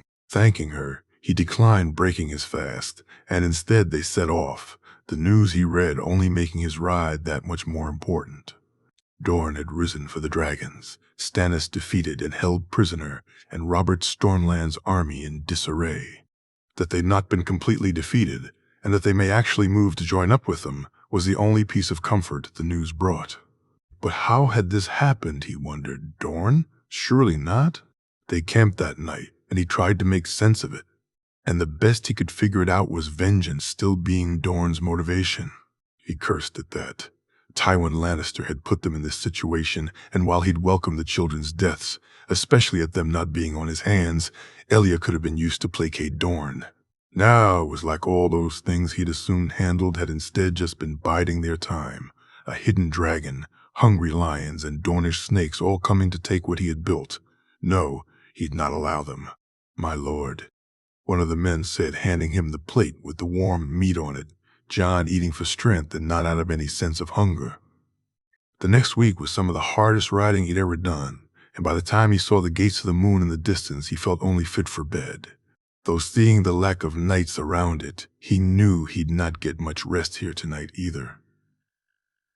He was welcomed in by Nestor, who seemed surprised to see him, and the offer of a warm bath was far too good to turn down. Jon feeling somewhat refreshed when he sat down to eat much nicer fare with Nestor that night, and trying not to think that this made the nicest he'd eat for quite some time. "You look tired, my lord," Nestor said. I am Lady Anya. Was she here, Nestor?" "She was. She came to wave young Harry off," Nestor said, and Jon sighed. "I'll be sending him back, Nestor. He's to be my heir, that song. You've heard it right?" he asked, and Nestor nodded slightly. "It's the truth, heard it from her own damn lips. Should Littlefinger arrive back here, you take him, Nestor. You place him in the sky cells, and I'll deal with him upon my return," he said, and Nestor looked at him with what looked like pity in his eyes. "I'll see it done, my lord. This war." "Can we win it?" Nestor asked. "We must, lest we all burn in dragonfire," he said. He left the next morning, rested, refreshed, and ready to fight. It took him 2 days to catch up with his army. The Knights of the Vale had come out in force. He estimated between 20,000 to 30,000 men. Finding out later he had 27,000 at his command. He was pleased to see the lords all assembled too, Lord Jan. Lords Melcom, Hunter, Corbray, Egan, and Belmore, though it surprised him to see some that were missing. "Lord Jan," he said, smiling as he greeted his friend. "Lord Jon, I hadn't expected to see you so soon, my lord," Jan said, surprised. I know, Jan. I'd thought of meeting you further on, but I felt it for the best to meet you here. Damn hard ride, though," he said, and Jan laughed as he brought him to speak to the others. "Lord Redford?" he asked, and Jan shook his head. Horton didn't rise. "My lord, I can't understand it," Jan said, his voice full of disgust. "We'll deal with him after the dragon, Jan," he said. "First, I need to let you all know something." He gathered them together in a hastily arranged tent and looked to see Harry standing with the Waynwood men, his new heir. He thought, and though he was his blood, he wouldn't have ever been his choice.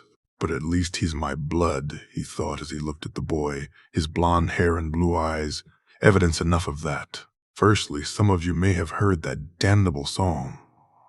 He raised his hand when some went to protest. "I thank you, my lords, but it pains me to say it's true. Robert is not my son. Lisa and Littlefinger have been involved behind my back," he said shamefully.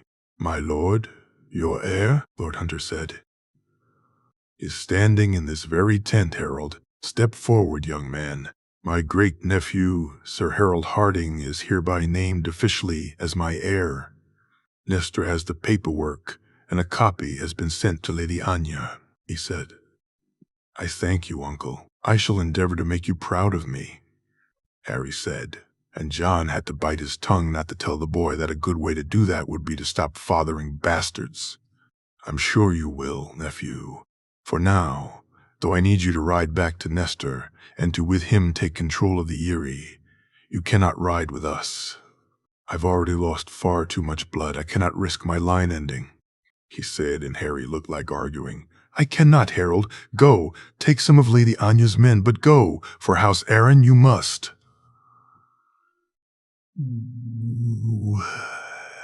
As you say, Uncle, Harry said, leaving the tent. He waited for some time, making sure the boy had actually set off, and to give him time to think about what to say. Lomas had sent word of the Stormlord's loss, but to him personally, for now, he felt it best for his lords to be unaware of the odds they faced. So deciding to keep that to himself and concentrate on the positives, that's exactly what he did. We ride to the Riverlands, my lords, to put that to rights and await the king and his reinforcements, he said. Reinforcements? The Stormlords ride? Jan asked. Under Lord Stannis. Yes, the king rides with a different, larger army, the Golden Company, my lords. He said to gasps and then smiles. They've come from Essos, my lord, why? Why? Lionel said, and Jon looked to the Corbray lord. Our dealings with Magister Illyrio have been most helpful, thanks to his own arrangements with the Golden Company. They fight on our side, he said, seeing the nods around the room. The North, my lord? Lord Belmore asked. May have their own troubles soon enough. I've heard the Ironborn mean to take advantage of the armies of the western shoreline marching. Surely they'll attack the north first, he said. However, we'll need outriders behind us just in case. It may come down to us having to face the northern army. Then we'll cut through them, my lord. Savages are no match for the Knights of the Vale, Lord Egan said. Jon agreed with him, though kept quiet for now. Some of these men considering the Northmen friends, and though he knew they'd fight against them, he didn't wish it to look like he bore a grudge. If it comes to that, we will. We ride, my lords, for our king. We ride. He said and heard the sounds of agreement, and was glad when the lords left the tent. As they rode past the bloody gate, he looked back and wondered if he'd not be best served by just staying on the other side of it. The odds they faced were so far against them, and he wasn't sure they would actually win. To do so relied on them having better luck than they had so far, and lately he'd wondered had the gods abandoned them. They couldn't afford more setbacks, and yet he knew they'd face some.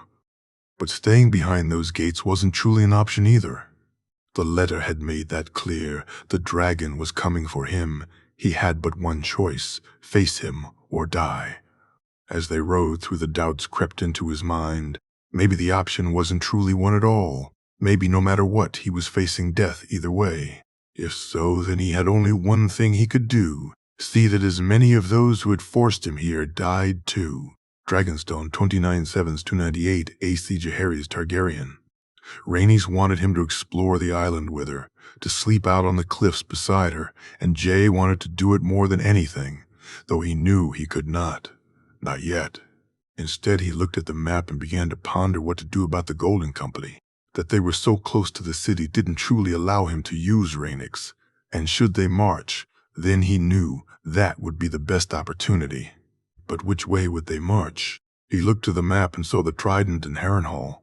But if they marched that way, there was a chance they'd join up with the Vale forces, something he couldn't allow. He needed them to march to him, to come to him, and then he could deal with them. But how to make them march where he wanted rather than where they wished to go? Arthur. He called, and the knight walked in. Your Grace. Arthur, I need to run some things by you. I want you to doubt me, to challenge what I say if I'm wrong. Can you do that? He asked. If you insist, Your Grace, Arthur said, looking at him. Laura standing further back. Robert has the Golden Company.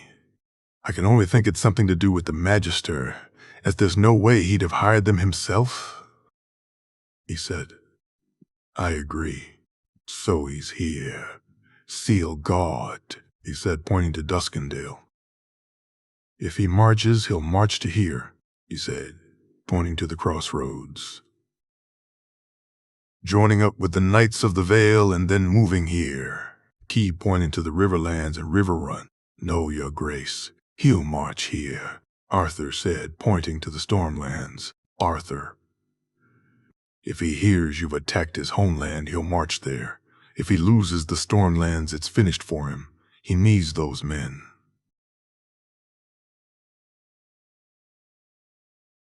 Arthur said. He has the Golden Company, Arthur. He needs those men, Arthur said simply. Jay looked at the map. Tumbleton would be sacked, Grassy Vale. Robert may even decide to head into the Reach after winning some victories there. Bitterbridge and High Garden itself could fall, especially if the lords he sent with Lord Tarley were absent. Looking down at the map with horror, he saw the Reach falling and High Garden in flames. Should Robert get close to Marjorie? Gods, he didn't even wish to think of it. Closing his eyes, he reached out to Ghost, watching as Marjorie and Sansa read and laughed in the garden, a small smile reaching his face as he felt the ice from Ghost cooling down. Should the Stormlands have already fallen by then? He'd go to join with the Knights of the Vale, he asked when he opened his eyes. He would, should it have fallen, Arthur said, looking at him oddly. So he marches that way, he said, tracing the route on the map. How do I make him march towards me? What makes him march towards me?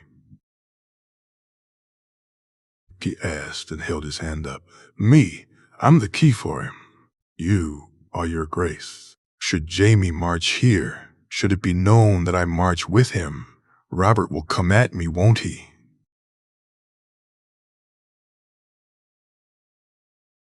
Yes, he would. Arthur said. Good, he said with a smile. He got up from the seat and began to drum his fingers on the map, his eyes looking to the god's eye. Good, Loras. Ask Lord Montfort to join me, he said, and walked to the open window and looked down on the island below. He felt her in his mind and knew he'd end up going to her later that night, his mind clearer now that he had a plan to deal with the Golden Company. He heard the footsteps and turned around to see Lord Montfort and Loras enter the room, bidding the lord to take a seat. My lord, how many does it take to garrison Dragonstone? He asked. I believe Lord Stannis garrisoned it with less than 500, your grace, Montfort said. How many men do the lords of the Narrow Sea bring, my lord? A little over 4,500, your grace. How many mounted? He asked. Half. Good. I wish you to take the mounted men, my lord. Leave the infantry here for now. When the Golden Company leaves Duskendale, I'd ask you to sail there and to ride after them, slowly. I don't wish you to engage, just be ready to ride down any who retreat, he said. Your grace, Montfort asked. I intend to bring them to me, to show them a true dragon. Men, when faced with such a thing, may find their courage tested. My lord, should they, then on their retreat, I'd like them to face an unexpected threat, he said, and Montfort smiled. Of course, your grace. How will you know when they've left? I'll know, my lord. Sir Richard is most accomplished, he said, and watched the lord chuckle. At dinner that night he met with the rest of the Lord of the Narrow Sea, Lord Celtigar giving him the once-over, and Lord Sunglass seeming unsure that even with the numbers they could win. My lords, I'd direct you to the windows, he said, and watched their faces when Rhaenys flew by. My uncle's dragon is with him as they engage the Knights of the Vale. I believe Rhaenys wishes to see what lies beneath the gold, my lords, he said to laughs. Once the lords had seen the dragon and Jay had talked to some of them individually, he told Loras to get some rest. Arthur, too, though the knight refused, saying he'd sleep when Jay did. He then walked from the castle, telling Owain that he'd be back on the morrow. He found her not on the cliffs, but on the beach near a cave. Walking to her, Jay could already feel her emotions from a fair distance away. After telling Arthur to gather wood for a fire, Jay leant down beside Rhaenys and felt her almost curl up around him. Soon they were both asleep, and the island felt a much different place. He could hear the laughter up ahead of him, and as he looked, he saw her hand in his, Rhaenys almost dragging him to the sounds. His sister was almost of a height with him, her long dark hair blowing in the wind, and her purple eyes full of excitement the closer they go to the sounds. Come, Jay, they've been waiting for us. Rhaenys said, her voice happy and light. I'm coming, he said to her, and tried not to laugh when she frowned at him. You're too slow, I bet you can't even catch me, she said as her hand left his and she ran on ahead. He chased after her. her laughter now joining the others as they entered a glade to find his family there waiting for him. Jay, stunned to see it was more than he had imagined. His mother and father were there, Elia, Egg, but so was a slightly older man than Egg, one it took him a moment to recognize as Viserys, though he looked much different, happier. Beside him stood an older, silver-haired woman who smiled at him as she embraced Rhaenys. "Come, grandson, I've wished to meet you for some time," Rhaella said, and Jay felt his tears flow as she let go of Rhaenys to embrace him. When he felt her arms around him, he thought nothing of it, nor when his uncle and brother embraced him also. Feeling his father's arms, or Elia's after that, almost felt natural to him, but when he felt his mother, when she held him in her arms, Jay broke down, the sobs making him shake and tremble, so powerful were they. There, my little dragon wolf, let it out, let it all out," his mother said as Jay sobbed against her. He later found himself laughing and japing with Egg and his uncle, listening in as his grandmother gave advice, speaking to Elia about her nieces and brother before his father asked him to walk with him. Soon he was strolling on the beach he, Arthur, and Rhaenys had slept at, walking past where Rhaenys had lain and to the cave up ahead of them, and through into the cave itself. "You'll find it in there, son. You'll need it for the fight to come," his father said as he led him deep into the cave. "Only you can enter. Only your blood is able to unlock the door." "Father, it's time for me to go, son. Remember always, I love you and I'm proud of you. Your mother is proud of you. I'll see you again, but not today, Jaehaerys. Not today," his father said as he faded from his view. "Oh!" "Not today," Jay said as he woke up. Arthur watching him as he walked to Rhaenys' head, her eyes open as she looked at him. "You saw them too?" he asked. "I did, grandmother, too. Jay, Viserys, I'd not seen them before," she said happily. "Why now?" he asked. "Dragonstone. It's us, Jay. It's our home. This is where dragons belong," she said, and he nodded, leaning in and closing his eyes when she did hers. He stayed like that for some time before telling her to go eat, and that they'd need to leave soon. Oh, Rhaenys making him promise to fly with her so she could show him the island before then, and Jay agreeing. Once she took to the air, he walked to Arthur and told him what he'd seen, what he'd felt, the night not saying anything about it, which he was glad of. "The cave, Arthur. We need to go in there," he said, pointing to the cave. "You're certain of this, Jay?"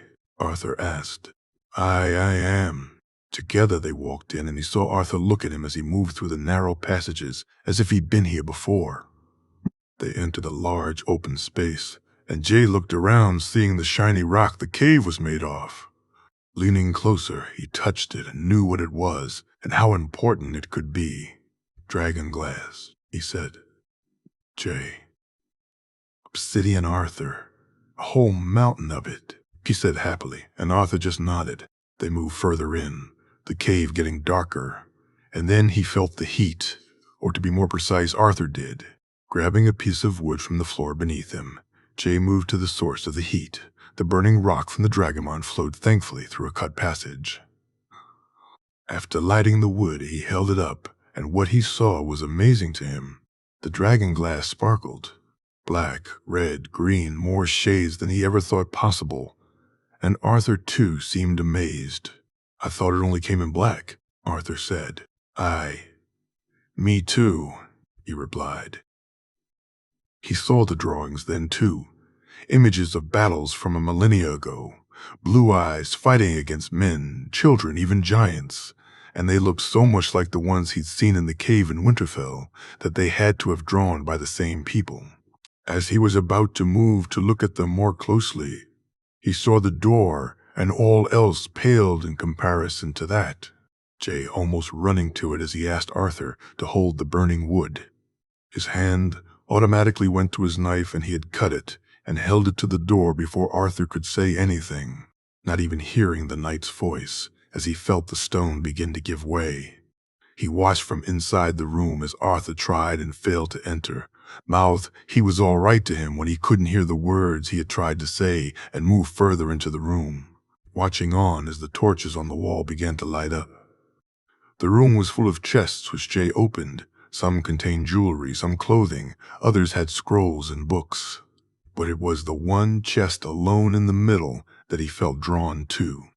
He tried to open it, and it wouldn't at first, Jay then moving his still bleeding hand to it, the blood dripping down the side and the chest making a clicking noise. Jay. Opening it to see the book inside, and he didn't need to read the words or the name to know what this book was. Teneth, he said softly as his fingers of their own accord traced the dreamer's name on the cover. He closed the chest and wiped the blood away, unsurprised when he tried to open it once more that it remained locked. Debating whether to take the book with him or not, in the end, he decided not to. Here it was safe, and he couldn't risk it being lost, nor it falling into another's hands. As he went to walk from the room, he saw another chest with a symbol he recognized on it, the three-headed dragon, though wrought in the same fashion as his pendant. He was torn between looking at it or going back, and felt it best, left for now. He'd be back here soon enough. Stepping out of the room, he had moved no more than a few feet when the door closed and Arthur looked at him in relief. The night telling him later that he'd stepped into darkness, and all Arthur saw was Jay telling him that he was unharmed. "Come, let's go break our fast. I've much to do today," he said. And Arthur nodded, seeming relieved to be leaving the cave. After washing and bandaging his hand, they ate, and Jay sent Arthur to rest. Loras guarding his back as he spoke more to the Lord of the Narrow Sea, and then walked to the rookery to speak to the maester that Montfort had brought with him. The man had served Driftmark for some time, and Montfort trusted him, which earned him Jay's trust, for this anyway. "I need a raven to send to the Reach, maester." "At once, your grace. Where in the Reach, if you don't mind me asking?" "Anywhere will do. It won't be going to a keep," he said as the maester picked out a raven. "Is it well fed?" he asked, and the maester nodded. Jay took the raven from the man and held it in his hands. "Thank you, maester," he said as he walked from the room, still carrying the raven. "Your grace." "I'll take it from here," he said as he left the rookery, soon walking into the solar of the room he'd been given.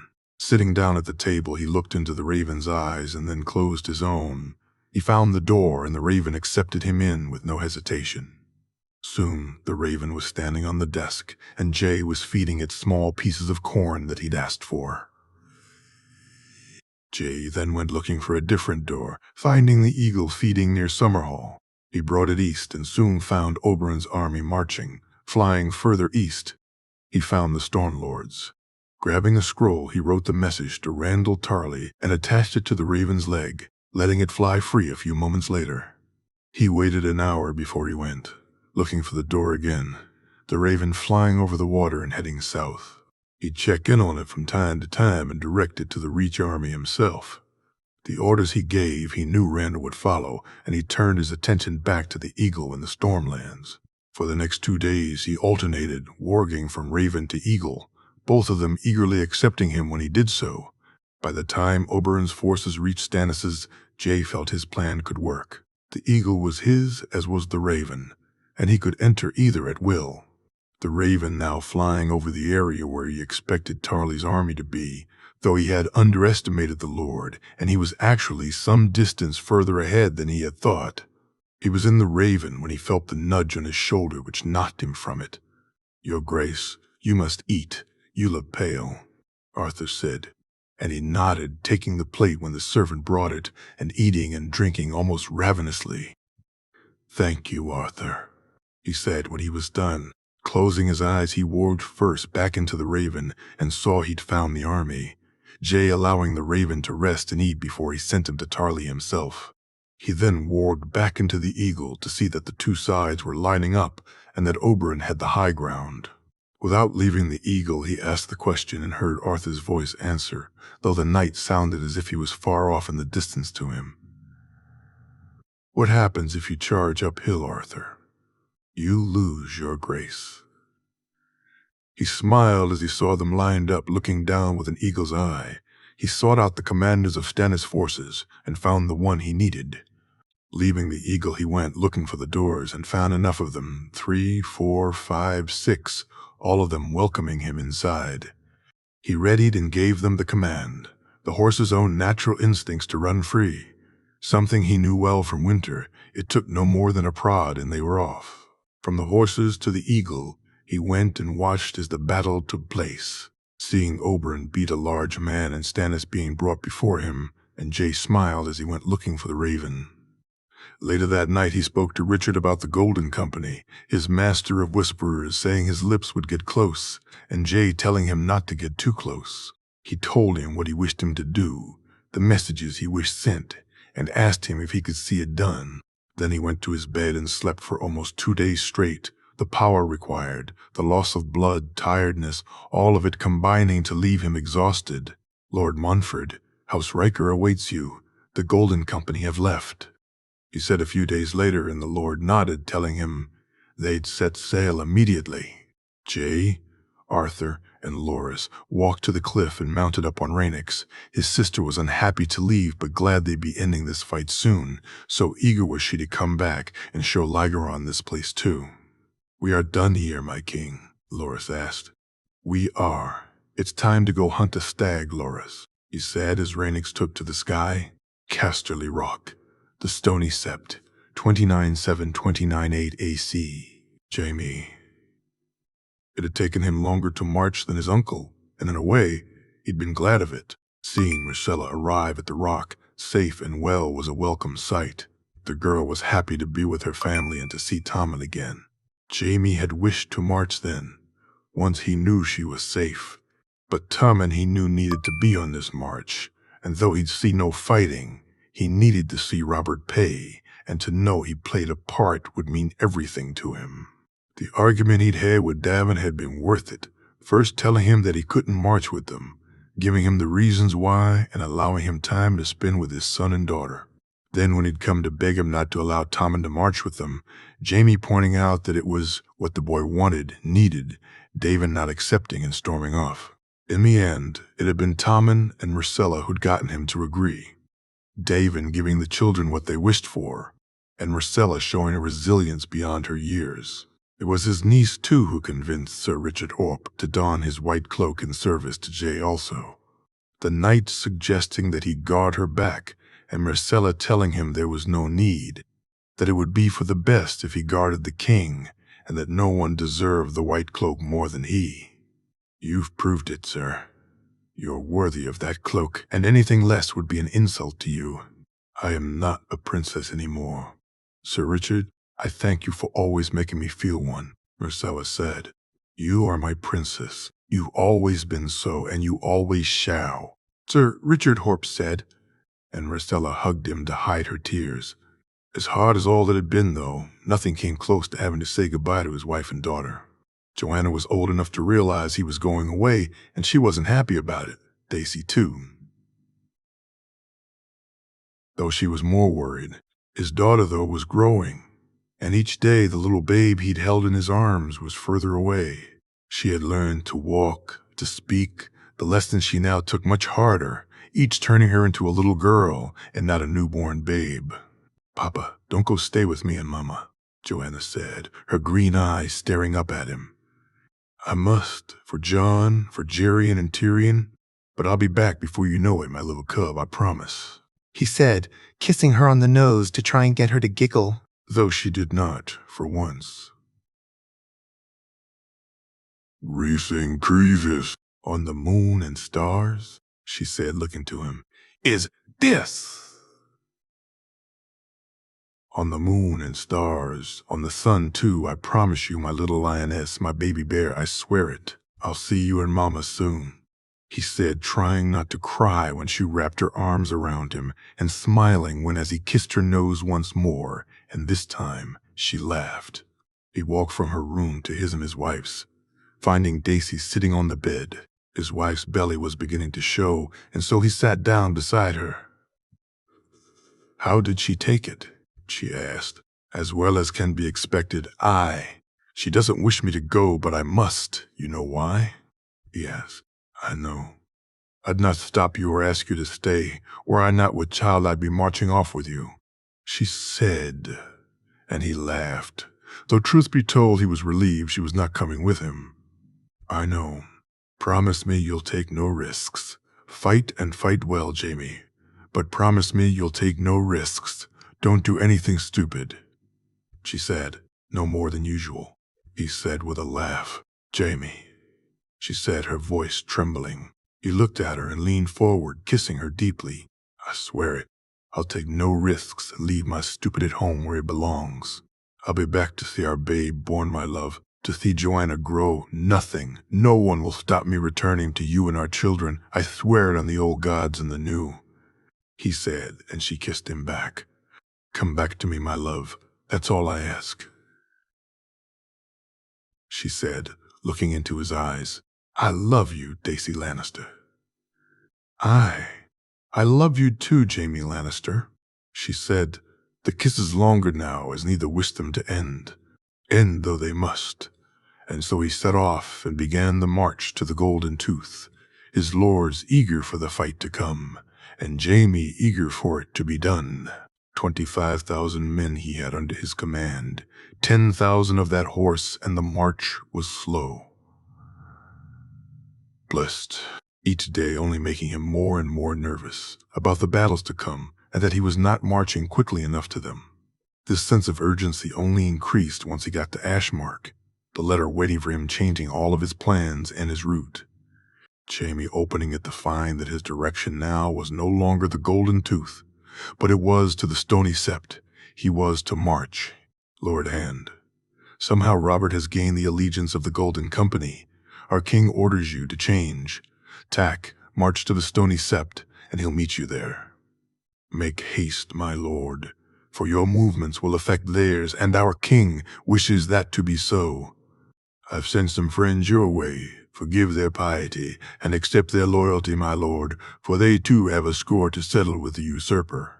Worry not about the lords of the storm, as our Dornish friends have seen to them. As for the Reach, Lord Tarley rides your way. Good fortune, my lord.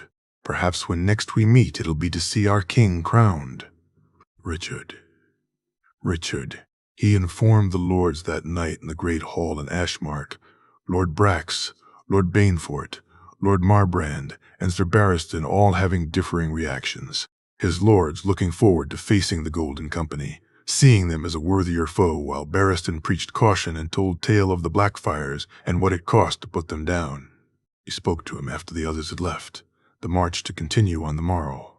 Barristan happy that they'd won a battle, but as always worrying more about the war and the king. I wish he was with us, Jamie. I know.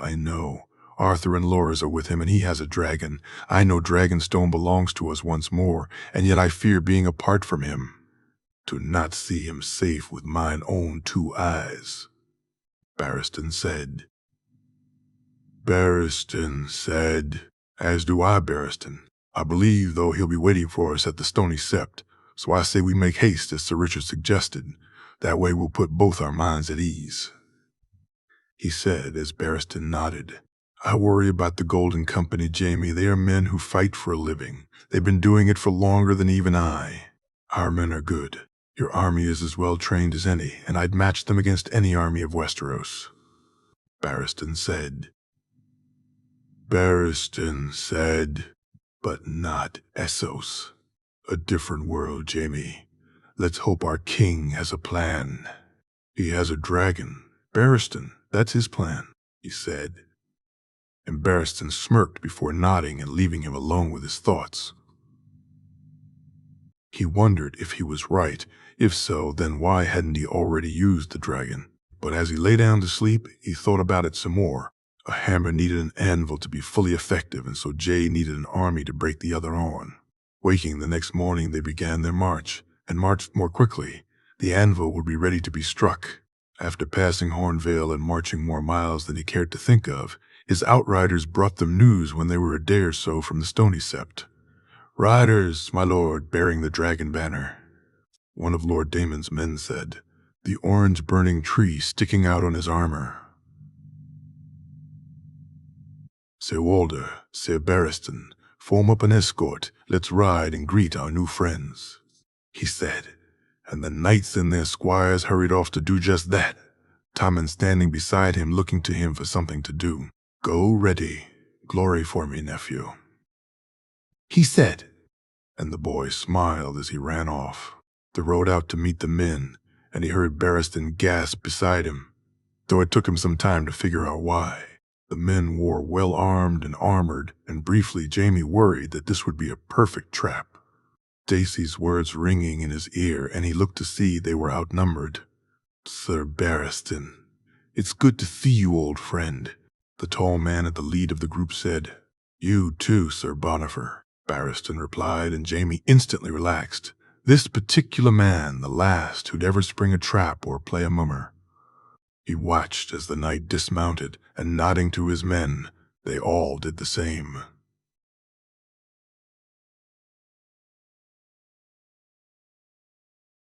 The knight walking to him and looking him in the eye. They heard it then, the dragon's wings as it flew over them. Barristan's smile as big as his own when he saw the three men on its back. As Jay climbed down and walked towards them, he heard Sir Bonifer gasp, and as they reached him, as one all the men who rode with the knight, and the knight himself took a knee. "The 100 pledges itself to you, your grace. For now until the end of my days, I and my knights will fight for you, my king, for you, for her grandson." "Sir Bonifer," said looking at Jay with an almost reverence in his eyes, "I vow that you shall always have a place by my hearth and meat and mead at my table, and pledge to ask no service of you that might bring you into dishonor. I swear it by the old gods and the new. Arise, Sir Bonifer, for there is much to be done." Jay said before turning to him, "Your Grace," he said with a nod. "Lord Hand, we have much to discuss." "Lord Commander, can you see to Sir Bonifer and his men? I should very much like to speak to you later, sir, about my grandmother," Jay said, and nodded to the knight before looking to him to walk with him. They had only walked a few yards when Jay turned to him, a smile on his face, and the serious king that had just spoken a moment ago seemed to have been an illusion. "Jay," he asked, "I found many things in Dragonstone, Jaime.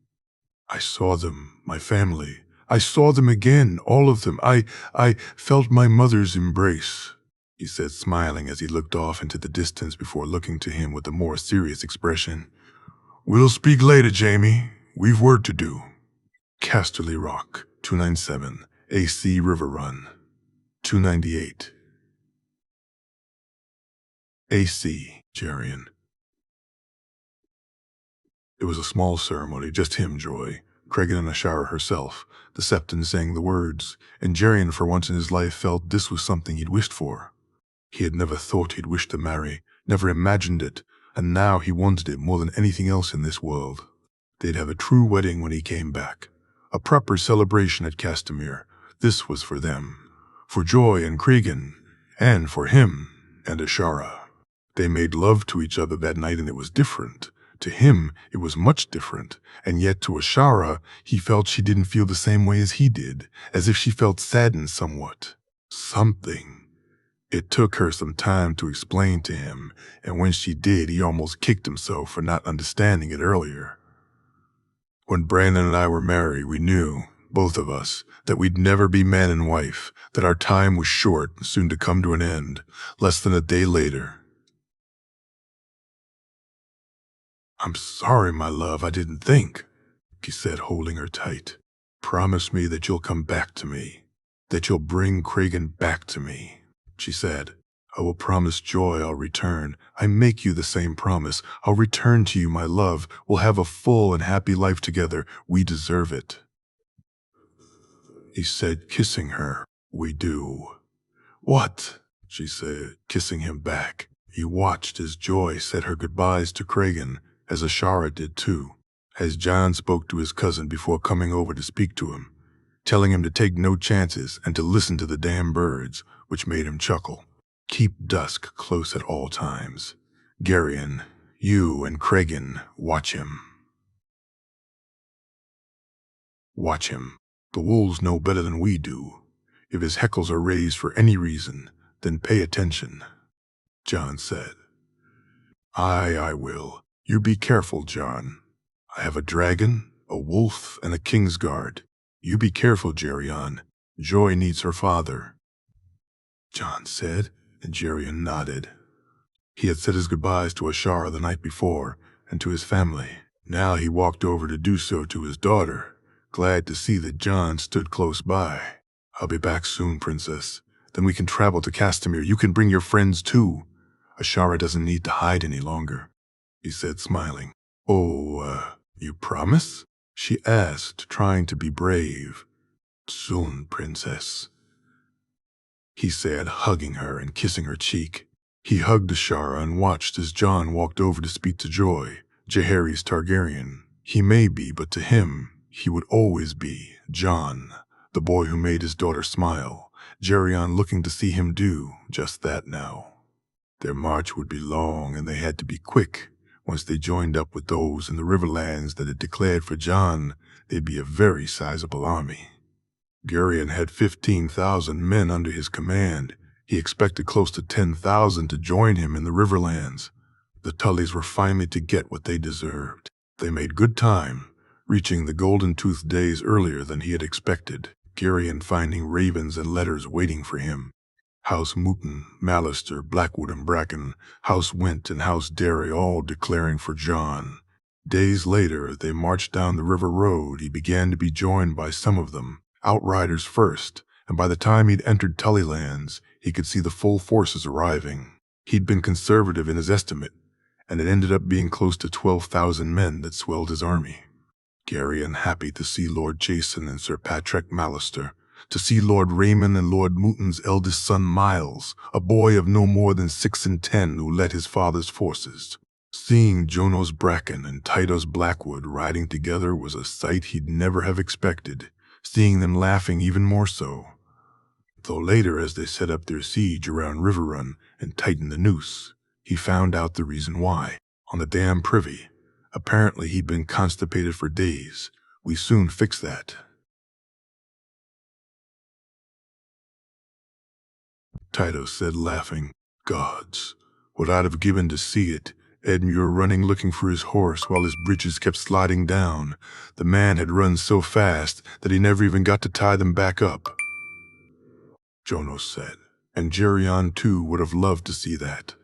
Where is he now? He asked. Probably still chasing after his army or trying to tie up his breeches, Jonos said, still chuckling. We sent outriders to find him. Last we heard he was near Atranta, Tytos said. What have they inside? He asked, motioning to Riverrun with his head. Knowing Edmure not must, less than 300 men, Lord Jason said. Hard to besiege, though, my lord. The sluice gates will open and the rivers will run, Sir Patrick said. I know, but besiege it we will, my lords. See to the pickets and spikes. Tomorrow I go treat with a trout. He set to laughs. After the lords had left, he called Kragan into the tent, the boy needing to stick close to him, and it would be helpful on the morrow. You sure you wish to do this? He asked. I wish to see her. Besides, her seeing me will hurt her, and she deserves to be hurt for what she tried to do to Jay, Kragan said. She does. Come, apparently there are some new songs we need to hear, Geryon said as they left the tent. There were, and he had to admire Sir Richard. The man certainly did his work well. The hidden dragon, the greedy falcon, and the rutting stag, the mockingbird who fooled the falcon, though it was the latest one which seemed to garner the most interest. The others having been heard before many times, it would seem, while this one had not. Geryon, listening on eagerly as the bard began to sing a song he called The Fall of the Trouts. A house of fish, consumed by pride, from vanity their honor died. The old trout's son, a floppy fool, his daughters hateful, vain, and cruel. The floppy fool sent men to slay a hidden king of 10 name days, for piercing boy and murdering night, reap dragon's flame and white wolf's bite. The black-scaled uncle clenched his fins, could not forgive his nephew's sins. The old trout died, the fool arose. He kept few friends and made new foes. Scheming sister with slimy cad sent hired knife to kill the lad. False word of death was cunning bait, tricked foolish trouts to celebrate. The floppy fool, so drunk and crass, laughed at a feast and raised his glass. King's quiet uncle, sad truths faced his trout wife exiled and disgraced. The hidden king warred for his throne. The trouts in dread began to moan. The new king's rule had scarce begun. He brought justice to River Run. But what of the trouts, I hear you say? Their fate's a tale for another day. So listen carefully, one and all, as I sing a song of trouts and their fall. Garion found himself smiling, listening to the song, though around the tent others didn't seem so happy. As the songs finished, more than one of the river lords came to ask him if the song was true. Garion telling them it was. The attack in the Riverlands, the assassin sent to the west, all done on orders of Cat and Edmure, and that Littlefinger played his part in it too. Were these men not already motivated to see House Tully fall? Then they were now. After eating and drinking some more, Garion bid them good night, and with Cregan and Dusk walked back to his own tent, leaving Lord Crakehall and Sir Adam to discern what they could about the river lords. Both men had been dismissive of their use, if not their numbers. He saw Dusk move, and so reached for his sword only for the wolf to step back as Sir Richard Lonmouth stepped out of the shadows. Lord Garion. Sir Richard, I had expected you to be. In King's Landing still. Good. I'm supposed to be where you don't expect me to be, the man said with a chuckle. What brings you here, sir? He asked, surprised that it was to him the night had come and not John. John, a passing visit here, he said, handing him the piece of paper. What's that? He asked. Your way in, make sure your men don't become monsters inside Geryon. I have people in the keep I'd see protected, Richard said, and then almost as quickly as he appeared, he was gone. He walked into his tent and looked at the piece of paper, shaking his head. Surely it couldn't be this easy, he thought, though as he read and saw more of it, he realized that it actually wasn't, and required work and brave men to see it done. Still, as he slept that night, he felt far more relaxed, and it was not thoughts of River Run that he dreamed of, but of violet eyes and dark skin. After breaking his fast the next morning, he sent the message under a white flag asking for a parley. Something which took far longer than he had anticipated for them to agree to. Eventually, though they did, and Garion, Cregan, and Sir Adam made their way to the gates of River Run, watching as the trout and the mockingbird walked out to meet them, the woman wearing a superior smile on her face as if her castle wasn't besieged and her house on the brink of falling. Lord Gerion, my wife and I are most upset to see you in such circumstances, Littlefinger said with a smirk on his face. Most upset to see you go against the king's peace in such a way. My king trumps yours, Mockingbird, just as our army trumps yours, Lady Baelish. He said and watched as Cregan and Dusk stepped forward, the lady hesitating to answer as she looked at Cregan with narrowed eyes. As my husband says, my lord, we're most distressed. You've come here under false pretenses, serving a bastard pretending to be king. Catelyn said, looking from Cregan to him. You should be careful what you say, my lady. My king is the one person who wishes you to keep your head. Me. I'm perfectly fine with seeing a woman who tried to kill a child twice lose her life, he said, enjoying the gulp the woman made. The bastard will lose this war and his head.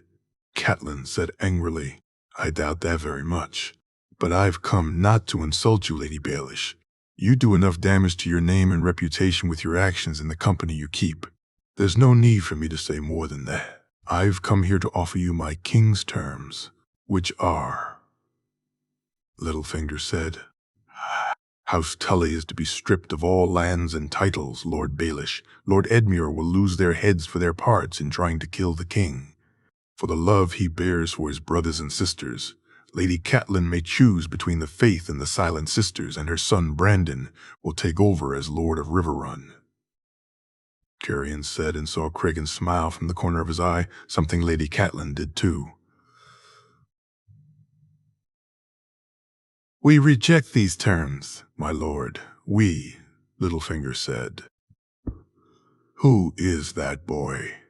Catelyn asked, loudly interrupting him. "My name is Cregan Stark, trueborn son of Brandon and Ashara Stark," Cregan said, stepping forward. "You can't. He wouldn't. You lie," Catelyn said, her eyes moving rapidly from Cregan to the wolf he was stroking. "No, my lady, I do not. My father never wished to marry you. Even your own father knew of this. My father married another, a woman he actually loved," Cregan said. "Lies, lies, you're a bastard, just like the other one," Catelyn said as Littlefinger tried to calm her down. "Funny you mentioned bastards, my lady. Did your new husband tell you about his?" Carian said, and that seemed to do the trick. Catelyn going rigid and staring from him to Littlefinger. "Let's go inside. This man is a liar. Just look at who sent him, the bastard," Littlefinger said, trying to almost drag the woman inside. "Ask him who the father of your sister's babe is, Lady Catelyn. Ask him why Jon Arryn seeks his head, why Lysa and he babe are locked in a cell in the Red Keep. Then ask yourself if this, the man you wish to lose your head over? You have until noon to decide, then we attack." "Cat, Littlefinger said, running after the woman who was screaming as she ran from him. "Well, that went well. What do we do now?" Sir Adam said with a chuckle. "We attack when they refuse to surrender, and then we take the keep," Jerian said, handing Adam the note from Richard. Turning to walk away with Cregan and Dusk, he began to sing. And so he spoke, and so he spoke. That lord of Castamere, and now the rains weep o'er their halls with no one there to hear.